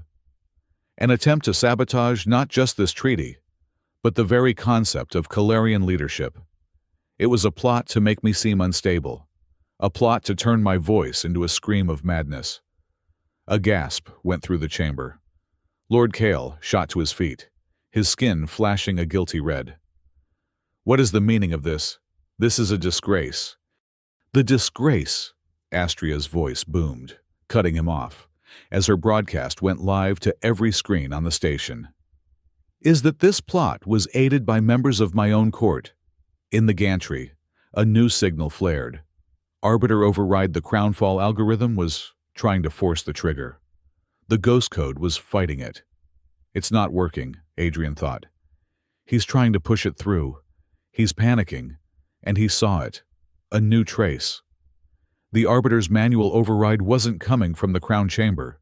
It was coming from a maintenance shaft, Sector Gamma. He was close. The Rooker leader, the one who had escaped, was trying to create a hardline bypass. Sentinel Captain, Adrian subvocalized into his comm. She is all yours. I'm going hunting. He took off, running through the gantry. He moved silently. His destination, the zero-gravity access shaft in Sector Gamma. This was it. The revenge he had locked away. He reached the shaft. It was a vast, dark cylinder, a kilometer long, used for repairing the station's outer hull. Zero gravity. He saw him. The Rooker leader, bigger than the others, his armor etched with command sigils. He was clinging to a conduit, a plasma torch in one hand, trying to splice a cable. Adrian launched himself into the void. He sailed through the blackness, a human projectile. The rooker heard him, turned, and raised his rifle. This was insane. A human, with no armor, in zero-G, against a rooker. Adrian's internal monologue was a cold, clear stream. He is stronger. He is faster. He is armored. He has the advantage in every single metric. But he is a creature of the lattice. He expects physics to obey the rules of his technology. The rooker fired. The plasma bolt shot past Adrian's head. But I am a creature of gravity, Adrian thought. And right now, there is none. He is not fighting me. He is fighting his own momentum. The rooker launched himself from the wall. A black armored comet. His arm cocked for a killing blow. Adrian didn't try to dodge. He waited. And just before the rooker reached him, he activated the null thread. The sphere of quantum stillness erupted around him. The rooker's high-tech propulsion jets sputtered and died. His tactical display went dark. His rifle went dead. He was just a massive, 700-pound piece of metal, adrift in zero-G, his momentum carrying him forward. Adrian executed the purposeful fall. He caught Rooker's arm, not to stop it, but to use it. He used the Rooker's own momentum to pivot, spinning both of them around, his feet finding the Rooker's chest plate. He kicked off, hard, sending the Rooker tumbling into the blackness, while he himself shot back toward the hatch. The Rooker, blind and powerless in the null field, spun away, his roar of rage silent in the vacuum. He was neutralized. Back in the crown chamber, Astria's speech had reached its crescendo. The lie has failed. The truth is our only shield. We will sign this treaty, not in spite of this attack, but because of it. We will show the galaxy that we are not defined by our colors, but by our choices. The chamber was in an uproar. The Pure Voice faction was surrounded by sentinels. The Rooker ambassador was on his feet, his deep voice rumbling. The Empress speaks with honor. The trap had sprung. The plot was broken. And on every screen, on every broadcast, a new signal cut in. The Arbiter's signal. He had lost. His assassin was gone. His algorithm was broken. A voice, synthesized, cold, and filled with absolute, limitless rage, filled the airwaves, overriding Astria's broadcast. "You think this is over, little Empress?" the voice of the Arbiter hissed, as a swirling, faceless, digital icon filled the screens. "You think you have won. You have just destroyed the appetizer. Now, for Phase 2. The Arbiter's digital icon, a swirling, faceless vortex, pulsed on every screen. But the attack was not visual. It was sonic. A sound bloomed in the crown chamber. It was not a noise. It was an anti-song. A chord of pure, synthesized malice that was the exact acoustic inverse of the Heliad's natural harmony. The crystalline beings screamed. It was not a human sound. It was the sound of beautiful glass shattering, a high-pitched, agonizing cascade of dissonant frequencies. The sound flooded the room, broadcast from every speaker, vibrating in the very crystal of the floor. It was the acoustic doppelganger, a perfect mimicry of the Heliad's own resonance, but twisted, soured, and weaponized. It was a song of pure chaos. "He is poisoning the lattice," the Sentinel captain roared, his skin flashing a panicked yellow. On the main screens, the Arbiter's cold, synthesized voice spoke over the din. "You see, Empress, you see the fragility of your harmony. You have invited cancer into your midst. You speak of sharing the lattice. The humans do not share. They consume." The vortex icon shifted, displaying images data logs, forged, but convincing. They showed human corporations strip-mining energy fields, weaponizing quantum singularities. They showed Adrian's own Solstice cipher clearance, the A from the Crownfall algorithm now highlighted, presented as the key to a human-led coup. "This Guardian," The Arbiter's voice sneered. Is not your shield. He is their spearhead. He is the first of many. They want the lattice for themselves. They want to control the energy of the universe. They are a virus. And you, Empress Astria, have just opened the door and welcomed them in. The delegations were in an uproar. The Rooker ambassador, just moments from alliance, now looked at Astria with renewed, deep suspicion. The lesser species, those who had joined the conference seeking protection, were shifting in their seats, their representatives showing colors of fear and doubt. Lord Kale, though surrounded by guards, looked triumphant, his gray skin taking on a smug, dark sheen. The Arbiter was doing his job for him. Astria stood tall, her indigo wavering, battling the sonic assault, trying to find the words. But it was Adrian who spoke. He had returned from the access shaft, a dark, silent shadow. His suit scorched, his face grim.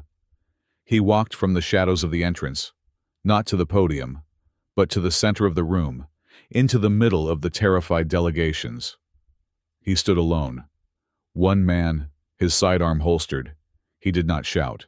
His voice, amplified by his calm, cut through the sonic chaos with a cold, clear, human precision. My name is Adrian Hale, he began. The sonic assault was painful. He ignored it. I am a human, and I am a survivor of Delphos Prime. The chamber quieted, just a fraction, to hear this. The Arbiter, Adrian said, gesturing to the swirling, lying icon, is a master of statistics. He speaks of human consumption. He shows you data. I will show you a fact. On Delphos Prime, the Concord Syndicate, led by that voice, murdered 50,000 human colonists. His voice was not emotional. It was a blade. They did not kill us with bombs. They did not conquer us. They erased us with a void wave. They unraveled my world, my family, my entire history. As a sales demonstration for a new weapon, he turned, his metallic eyes, finding the Rooker ambassador. They sold that weapon to your enemies, the Cthulhu. They profited from your war. He looked at the Heliod delegation, who were shuddering, their song of pain lessening as they focused on his words. They steal your harmonics and turn them into weapons of terror. He was not asking for pity. He was delivering an indictment. The Arbiter tells you we want to control the lattice. He is projecting. The Syndicate's entire business model is to prevent harmony, to foster chaos, and to sell weapons to both sides of the resulting fire. This treaty, he pointed at the podium, is poison to him. A united galaxy is his bankruptcy. He stood in the center of the room, the lone human, the scapegoat, the virus, and he activated the core of his humanness. We are not strong because we are conquerors, he said, his voice ringing with a conviction that cut deeper than the Arbiter's noise. We are not strong because we are pure. We are strong because we choose. We are creatures who live in the gray, who are tempted by the wrong choice every single day. The Arbiter offers you order through fear. The Pure Voice faction offers you purity through exclusion. He turned and looked up at Astria, their gazes locking across the vast room. We offer you something harder, justice. The slow, difficult, imperfect, verified justice that does not sacrifice the innocent to appease the powerful. The Arbiter tells you I am here to conquer. He is wrong. I am here to hunt. I am here to see him face the justice he denies others. That is the human choice. It is the will to choose the right. Hard path when the wrong, easy one is offered. The sonic assault was faltering. The power of Adrian's words, his raw, verifiable truth, was stealing the Arbiter's thunder. And then, Astria moved. She stood at the podium, and her indigo faded. It was not a retreat. It was a transformation. Her skin, all of it, from her face to her hands, shifted. It did not become beige, as she had feared. It became a color no one in that room had seen in a generation. It was a white, but not the white of fear. It was a deep, flat, heavy white, like polished marble, like ancient bone. It was a white that absorbed the light in the room, a white that held absolute authority. "Sigil white deep," the sentinel captain whispered, his voice awestruck as he knelt. "The color of the final judgment." Astria's voice, when she spoke, was no longer just her own. It resonated with the authority of 1,000 Calarian sovereigns. The sonic attack of the Arbiter died, as if it dared not compete. "The Arbiter of the Concord Syndicate is guilty of crimes against this galaxy," she declared, and her voice was the gavel. "Lord Kale and the members of the Pure Voice faction are guilty of treason against the crown. They are stripped of their titles, their lands, and their honor." She looked out at the assembly, her sigil white skin a terrifying, beautiful broadcast of impartial truth. "Guardian Hale speaks the truth," she said. "We are not a culture of sacrifice. We are a culture of law, and the law is now absolute. Every being involved in this plot, whether they be Calarian, Rooker, or human, will stand trial. There will be no exceptions. There will be no political favors. There will be only the verified, proven truth. The age of shadows and backroom deals is over." It was a declaration of war against the old way. It was magnificent. It was also, for the traitors, the last straw. Lord Kale, his face a mask of purple, desperate rage, shrieked at his co-conspirators. "He has ruined us. That thing on the podium, she has destroyed us. Now activate the fail-safe, burn it. Burn it all."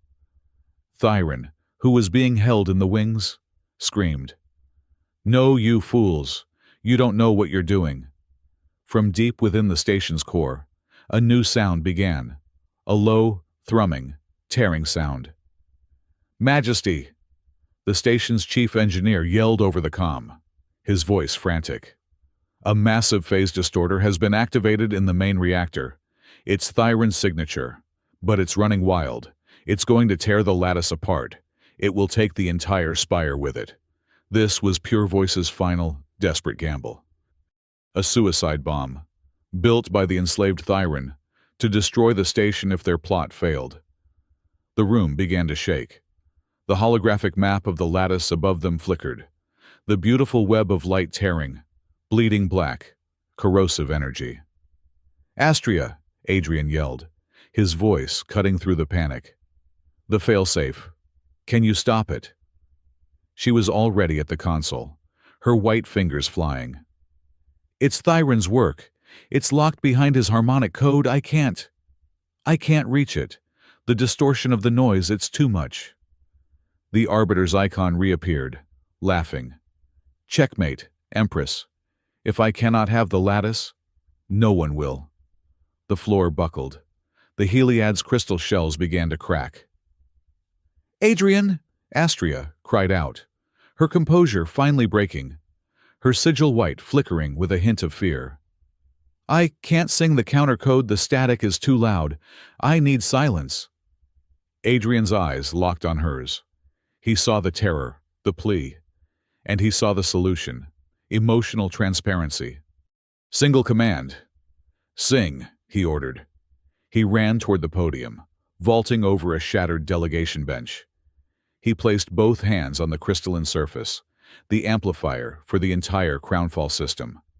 He closed his eyes, he took a breath, and he unleashed the null thread. Not a 3-meter sphere, not a whisper. He unleashed all of it, 100%. The world ended, for a span of 3 heartbeats. The Aurora Spire, the Crown Chamber.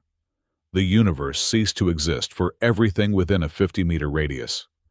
The shaking stopped. The tearing sound vanished. The lights went out. The Arbiter's broadcast is gone. The pain song of the Heliad's gone. There was no sound, no energy, no lattice. There was only a perfect, cold, absolute, static void. A window of pure, human-made silence. And in that silence, One sound. Astria, standing in the dark, her skin invisible, sang. Her voice, pure, acoustic, and perfect, cut through the null field.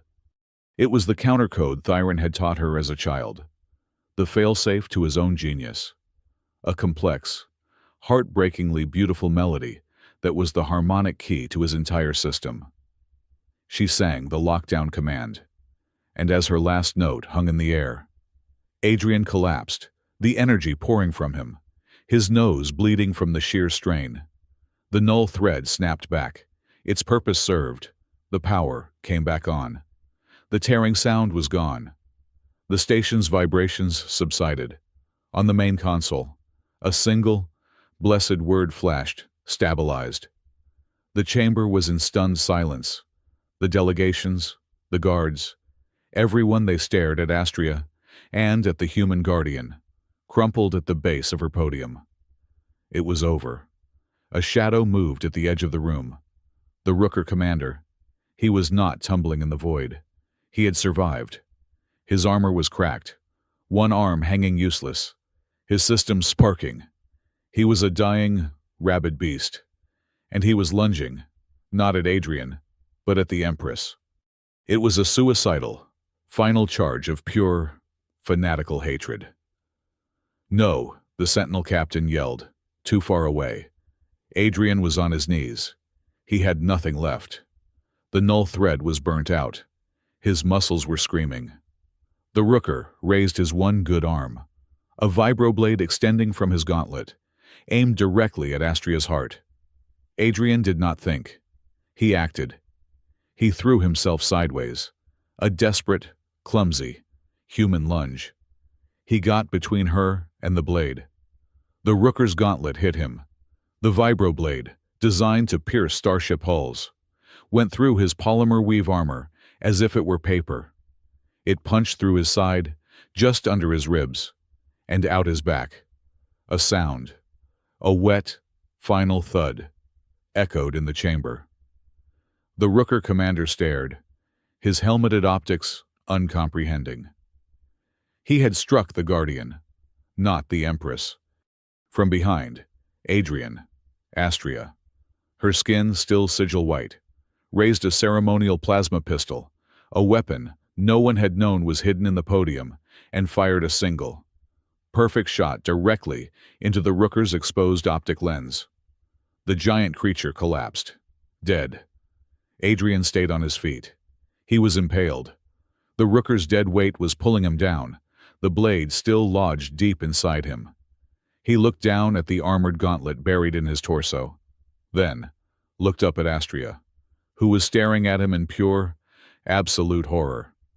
A faint, bloody smile touched his lips.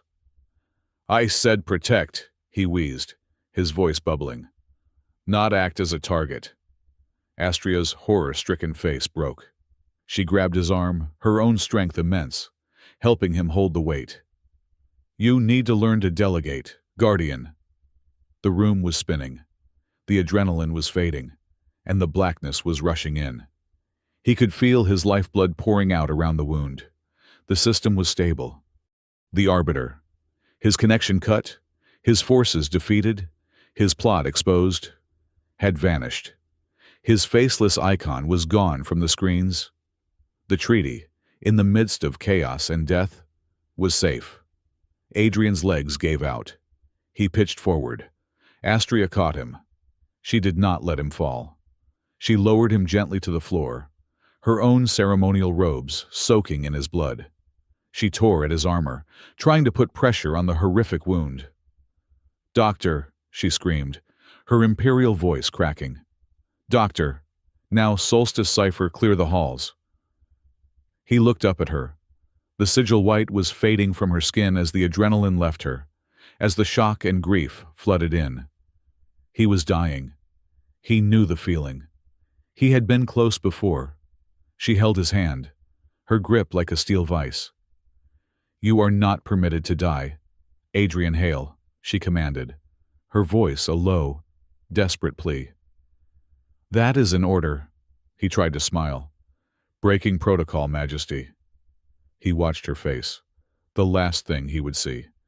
The last broadcast. Her skin, in the chaos, in her grief, in her desperate fear for him, it was shifting. It was not indigo, or white, or gold. It was a color he had never seen. A deep, warm, glowing bronze. A color that seemed to pulse with its own light. It was the color of a star's heart, of a shield, of something unbreakable. He didn't know its name, but he knew what it meant. It was the color of absolute, unconditional, terrified trust. And Chu, he thought, his mind drifting. The color for one who is trusted completely. Astria Nyx, Empress of the Calarian Empire, held the hand of her human guardian, her skin blazing with the rarest color in her species lexicon, as the darkness finally claimed him. The first sensation was not pain. It was the smell. Ozone and a sharp, sterile scent that was the Calarian equivalent of antiseptic. The second sensation was the rhythmic, soft chiming of a biomonitor, perfectly in key. Adrian Hale's eyes opened. The ceiling was a soft, glowing white, calibrated to promote cellular regeneration. He was in the Imperial Medical Bay. He tried to sit up. A white-hot spike of agony lanced through his right side, from his ribs to his hip, and he grunted, falling back against the pressurized gel cushion. That, a voice said, would be inadvisable. A Calarian doctor, his skin a perfect, calm, therapeutic seafoam green, looked down at him, holding a diagnostic tool. Your healing is progressing at a frankly terrifying rate, Guardian, but you are still, by our definition, catastrophically wounded. Report, Adrian rasped. His throat felt like sandpaper. The vibroblade, the doctor said. Passed through your primary filtration plexus, shattered 2 ribs, and nicked your spinal support column. You were, for approximately 2 minutes and 14 seconds, clinically deceased. I disagree with that diagnosis, a new voice said. Adrian turned his head. The pain was immediate, but he ignored it. Astria Nyx was sitting in a simple chair by his bedside, not in her imperial robes, but in a simple, dark tunic. She looked exhausted. Her skin was a pale, weary lavender, but the moment his eyes met hers, a brilliant, warm wave of gold washed over her face. Relief. So potent it was almost a sound. Majesty, he said. Guardian, she replied. Her voice was soft.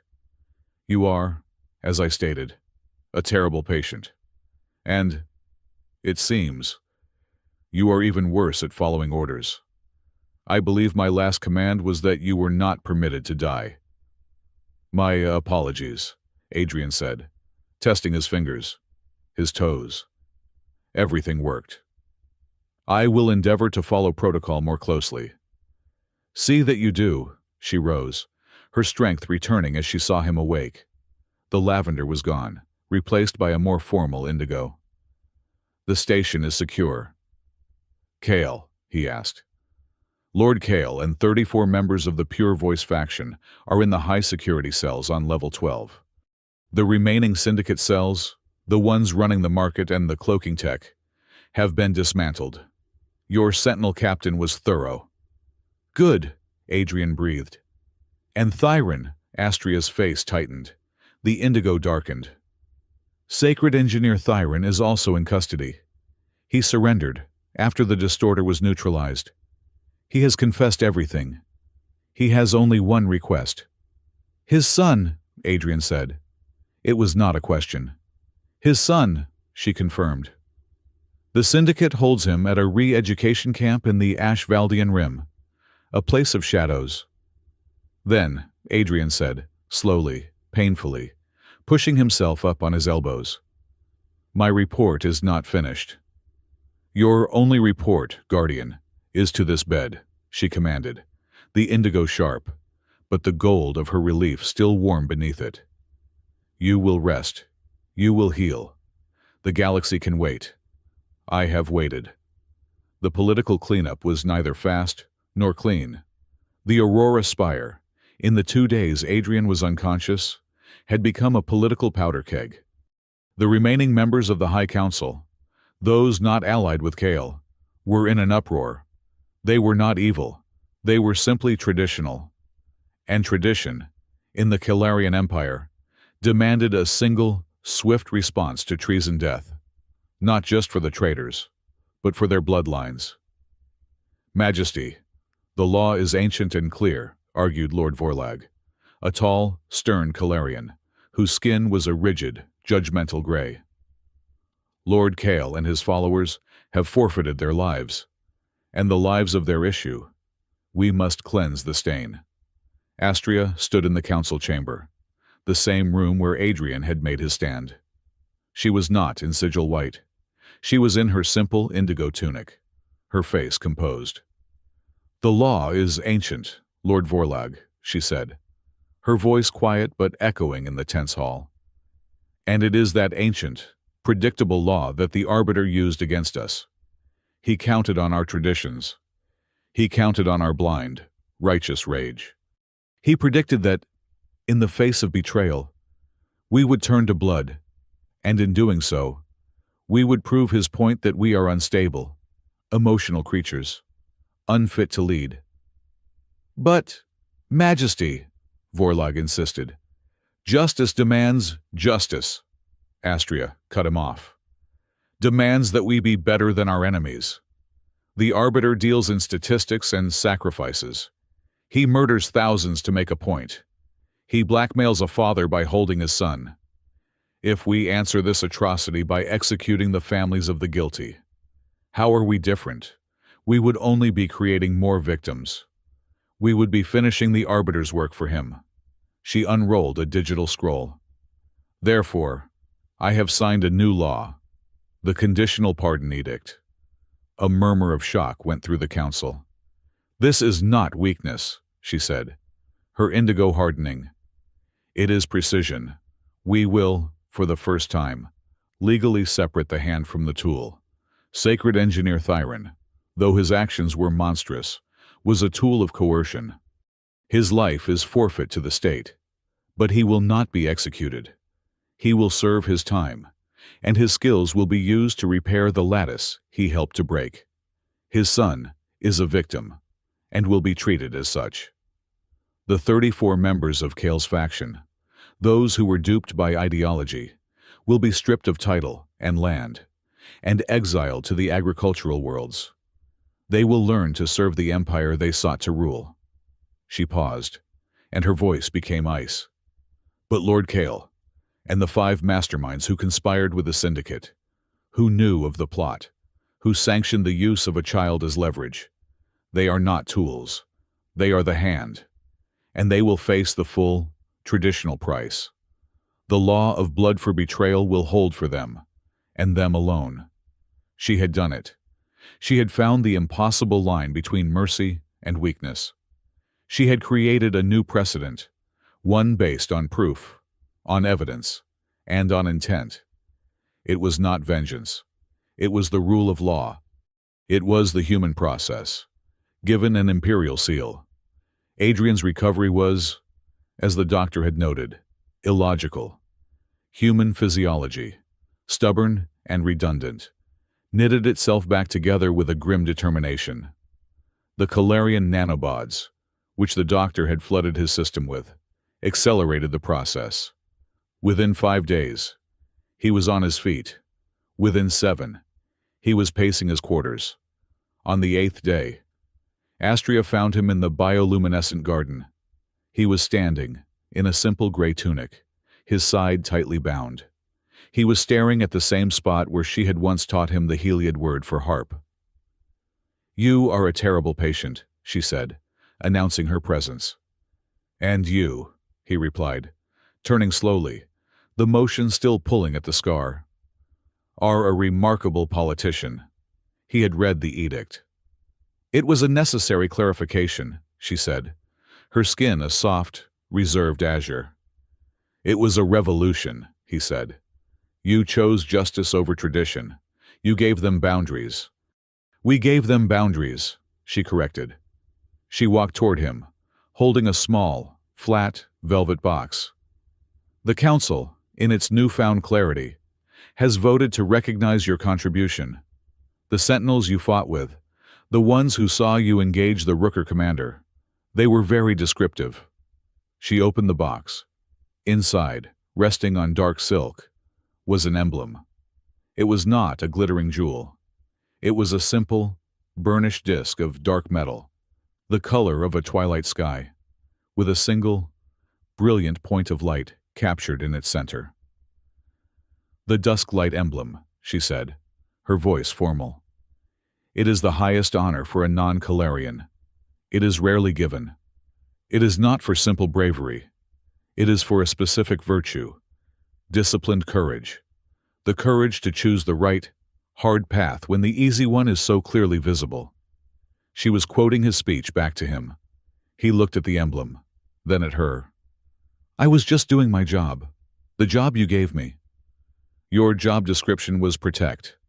It did not include rewriting my empire's legal code, exposing a plot a century in the making, or direct, personal impalement." Her skin, as she spoke, shifted. The formal azure wavered, and a warm, hesitant, pale gold washed across her throat and cheeks. The same gold he'd seen when she'd laughed in the gymnasium. "And," she said, her voice dropping, becoming less of an empress, "my skin, it broadcasted a truth, in those last moments, in the crown chamber, a significant truth." He knew what she meant. He had seen it as he bled out. Anshu, the color of absolute trust. This was their rule of engagement, emotional transparency. "I saw it," he said, his voice quiet. "And I read it, clearly." "Astria," she said. "What?" "In this garden," she said, meeting his gaze, the gold deepening. "My name is Astria. You have earned the right to put away the title." He was silent for a long moment. He was a guardian. She was an empress. He was a human. She was everything else. "Astria," he said, and the name felt strange and right on his tongue. "The truth is, your skin is not one-sided. My fortress fell," she smiled, a small, genuine smile. "I saw it fall." They stood in the silence of the garden, the chasm between them of rank, of species, of duty suddenly, terrifyingly, bridged. He was the one to step back. He had to. He touched the new emblem in her hand, his fingers brushing hers. "But the job isn't done," he said softly. The gold on her skin did not vanish, but the hard, clear indigo of her authority returned, flowing around it, mixing with it. "No, it is not. The Arbiter," he said. "He is still out there. He cut his losses and ran. He's a ghost again. And he still owes me for Delphos Prime. He still owes you for trying to steal your voice." "Then the boundary remains," she said, understanding immediately. "The boundary remains," he agreed. "Duty, professionalism, until he is brought to justice." "But it is a shared boundary now. Adrian," she said, her voice firm, as she pinned the emblem to his tunic. "It is not your fortress. It is our line. We will hold it together." "I understand," he said. "Majesty." She raised an eyebrow. "Astria," he corrected, and a faint smile touched his own lips. The Harmony Conference was postponed, but not dissolved. It was rescheduled for one full cycle later. The first order of business was a complete, top-to-bottom audit of the Aurora Spire's lattice core. The Heliad delegation, their crystalline shells now fully repaired, made a formal announcement. Their song, clear and strong, filled the chamber.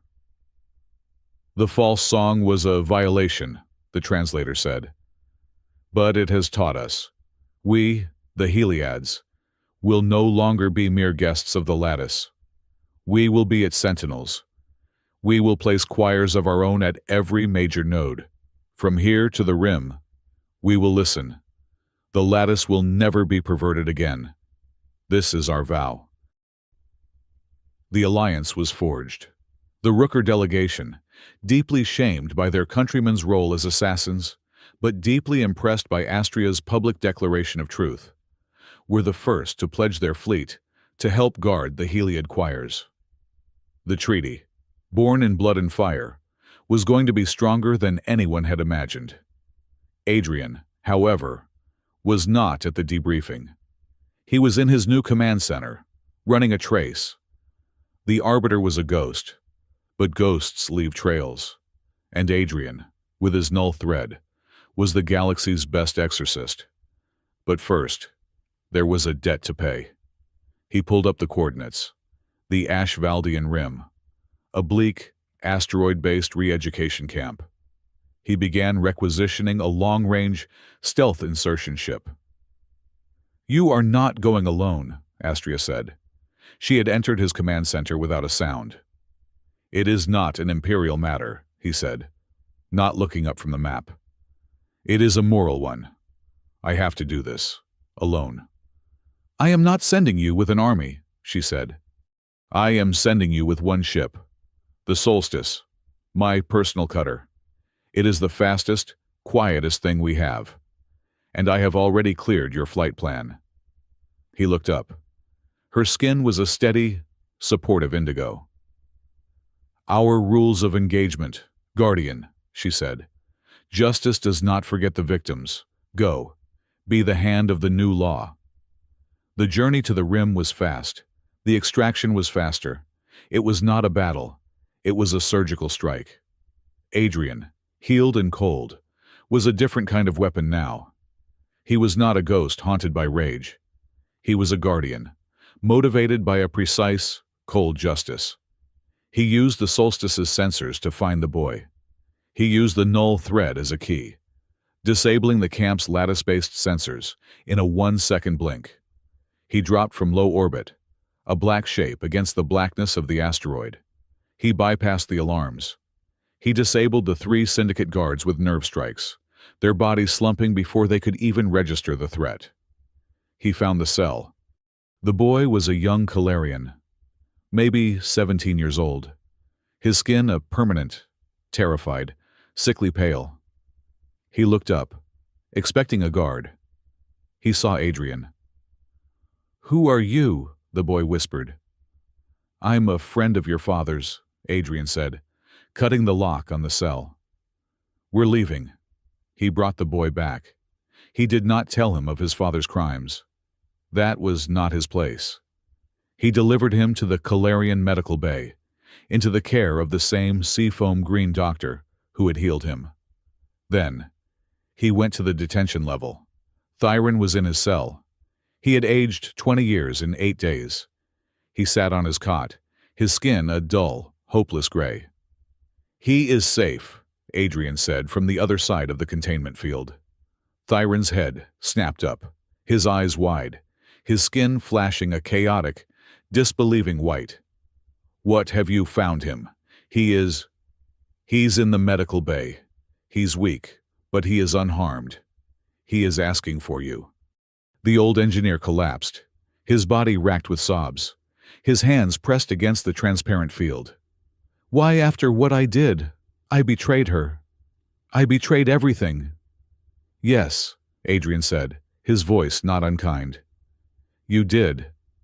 But the Empress has passed a new law, one that separates the tool from the hand. I just reinforced it." He turned to leave.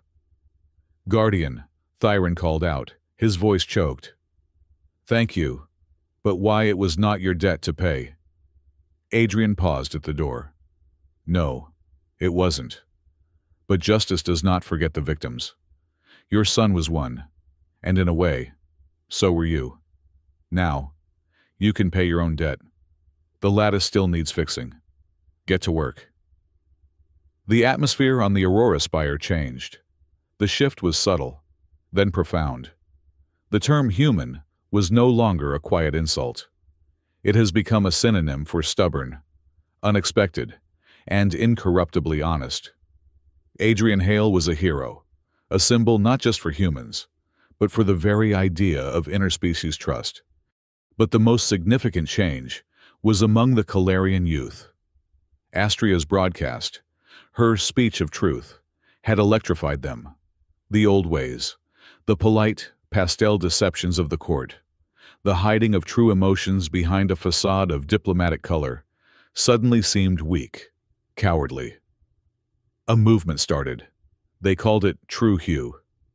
Young Calarian nobles began to practice what they called radical honesty. They stopped suppressing their embarrassment, their anger, their joy. Concourses that were once a sea of polite lavender and azure were now dotted with bright, flashing scarlets of embarrassment, deep golds of pleasure, and sharp, analytical grays of debate. They saw it as the human way, to let your truth show, even if it was inconvenient. Adrian saw it as he walked the spire, his new dusk-light emblem, a dark star on his chest. A young Calarian, his skin a bright, anxious yellow, rushed past, late for a transport, and nodded to Adrian, his skin flashing gold in respect. He found Astria on the observation deck, watching the Calyx Nebula. "You have corrupted my youth, Guardian," she said, her voice laced with amusement. "I believe honesty was the word they were using," Adrian replied, standing beside her. "It is refreshingly chaotic," she admitted, a smile touching her lips. Her skin was a calm, perfect azure. "It seems your stubbornness is contagious." They stood in comfortable silence, watching the stars being born and dying in the cosmic dust. The treaty was secure, the spire was safe, the alliance was real. "But he is still out there," she said, her voice losing its lightness. "Yes," Adrian said. He touched the emblem on his chest. "The blood debt." "He's not just a ghost anymore," Adrian said, his voice low and cold. "We forced his hand. We broke his network. We made him sloppy. For the first time, he is running, and I have his scent." "You will hunt him," she stated. "We will," he corrected. He looked at her, his Empress, his principal, his Astria. Together, the Aurora spire was quiet. It was a stillness Adrian had not felt since his arrival. The frantic energy of the failed coup and the subsequent arrests had given way to a deep, collective breath. The station was healing. The faint, sour note of the Arbiter's sonic poison was gone, scrubbed from the lattice by the vigilant, constant song of the Heliad choirs. The signing of the Light Axis Treaty was scheduled for the following day. Adrian stood outside a set of tall, iridescent doors. He was in his gray, functional Guardian's uniform, the dusk light emblem, a muted star on his chest. His side ached, a deep, pulling reminder of the vibroblade. But he was whole. The doors hissed open. Astria stood inside. "You summoned me, Majesty." "I did, Adrian," she said. Her skin was a calm, neutral silver gray. "And the title is not required here. Please, come in." He stepped through the doorway and the doors sealed behind him. He was not in her chambers. He was not in a stateroom. He was in a place he had only seen on schematics, a place marked Imperial access only, the luminous garden. It was not a garden of plants. It was a forest of pure energy, delicate. Holographic filaments of light grew from a dark, crystalline floor, pulsing with a soft, internal rhythm. They resembled weeping willows, their light limbs brushing the high, dark ceiling. The air hummed, not with technology, but with a deep, resonant peace. It was, he realized, a library, but one that stored memories, not data. "This," Astria said, her voice soft in the resonant space, "was my mother's private sanctuary. No one has stood in this room but my family line for 5 generations, until now." "Then I am in violation of protocol," Adrian said, his guardian's instincts making him wary. "We are," she corrected, "operating beyond protocol. We have been ever since you looked at me in the gymnasium. She walked toward the center of the garden, where the filaments of light coalesced into a single, bright, throbbing column. I brought you here because I must tell you the truth. Before the signing, before our next hunt truly begins, she turned to him. You asked who the Arbiter was. I told you he was a ghost. I lied. Adrian waited, his face impassive. He is not a ghost, she said, her voice heavy. He is a fallen angel. His name was Xylo, and he was my mother's personal guardian. The revelation landed with the weight of a physical blow. Adrian processed it. A guardian. Like him. He was the best, Astria continued, her skin shifting to a pale, somber lavender, the color of memory and grief. He was brilliant, effective. He saw the galaxy not as a collection of peoples, but as a system to be managed. He was given the Solstice cipher. He was her most trusted shield, but he grew impatient. He grew to despise the chaos of diplomacy. He saw my mother's truth, her skin, as a liability, not a strength. He believed, deep in his core, that peace could only be achieved through absolute, efficient, predictive control. Peace through fear, Adrian said, the Syndicate's motto. Exactly, she whispered. He saw the Syndicate not as a cancer, but as a tool, a scalpel to cut away the weak parts of the galaxy so that order could be imposed. He fell. He betrayed my mother, faked his own death, and became the faceless arbiter, a creature of pure, cold efficiency. He is the dark mirror of what a guardian can become. Adrian stared at the pulsing light. He had not just been fighting a terrorist. He had been fighting a predecessor. He had been fighting what he, himself, could have become. Had his grief for Delphos Prime curdled into a need for control, rather than a thirst for justice. I understand, he said. This is why he knew your protocols, why he could corrupt Thyron. He knew the system because he was the system. Yes, Astria said, but that is not the deepest truth. He is the reason I brought you here, Adrian, but not in the way you think. She walked closer to him, her silver-gray skin now flickering with a nervous, pale green.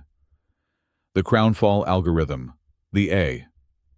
I assumed it was for Arbiter, Adrian said, or a frame for me. We all did, she said. But Thyron, in his full confession, he gave us the final piece of the schematic, the part he himself did not understand. The A was not a signature. It was a seal. A seal. The royal sigil for eternum.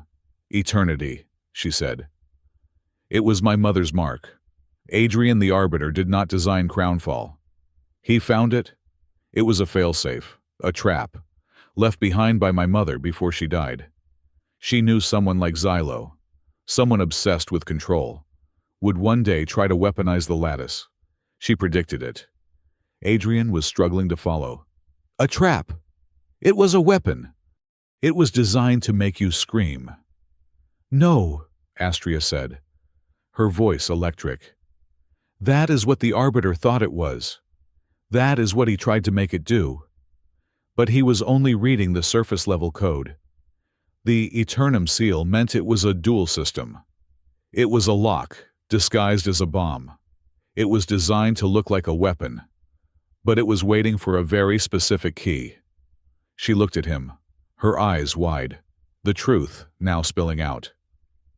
It was waiting for a very specific quantum frequency, a frequency that was not on any Calarian spectrum, a frequency that was not energy, but the absence of it, a frequency of pure, conscious stillness. Adrian's blood ran cold. The null thread. Your null thread, she confirmed. My mother predicted him, so she also predicted you. She knew the only counter to a creature of absolute control, like the Arbiter, was a creature of absolute will, a creature of free choice, a human. He was speechless. The plot, the conspiracy, the assassination attempt, it was all a test. A dead Empress's desperate 1,000-to-1 gamble. The Arbiter, Astria said, used his technology to try and force the lock. All he did was trigger the surface-level defenses, the Mad Empress routine. But you didn't force it. You opened it. When you activated the null thread to give me silence, you inverted the algorithm. You inserted the key. You fulfilled the condition. You turned the weapon into a shield. She took a shaky breath. The emotional transparency she had sworn to uphold now costing her everything. Her skin was a pale, vulnerable green. My mother's last words to me. Her dying wish, she said. Do not trust the hand that is too efficient. Trust the human. If there is one left in this galaxy, after all the wars, who is strong enough to choose truth over order, give him the key to your life. She was talking about you, Adrian. She was always talking about you. Astria looked at him. Her vulnerability now a painful, open truth. The Solstice cipher, the private briefings, the promotion. It was the key. I was testing you. I had to know if my mother's faith in her impossible, dying wish was justified. I recruited you. Adrian. I brought you here to see if you were the one. The silence in the luminous garden was absolute. Adrian stood perfectly still. He was a veteran, a survivor, a ghost, and now a test subject, a prophecy fulfilled. He processed the information with a cold, clear, human logic, all of it, his recruitment, the accidental look in the gymnasium, the convenient promotion, the entire, agonizing, blood-soaked ordeal. It was not a random series of events. It was an audition. He had been used, his past, his pain, his survival. It was all just a prerequisite. He was a tool, forged by the Syndicate's fire, and now picked up by an Empress to solve her problem. He looked at Astria. She was terrified. Her skin was a pale, anxious white.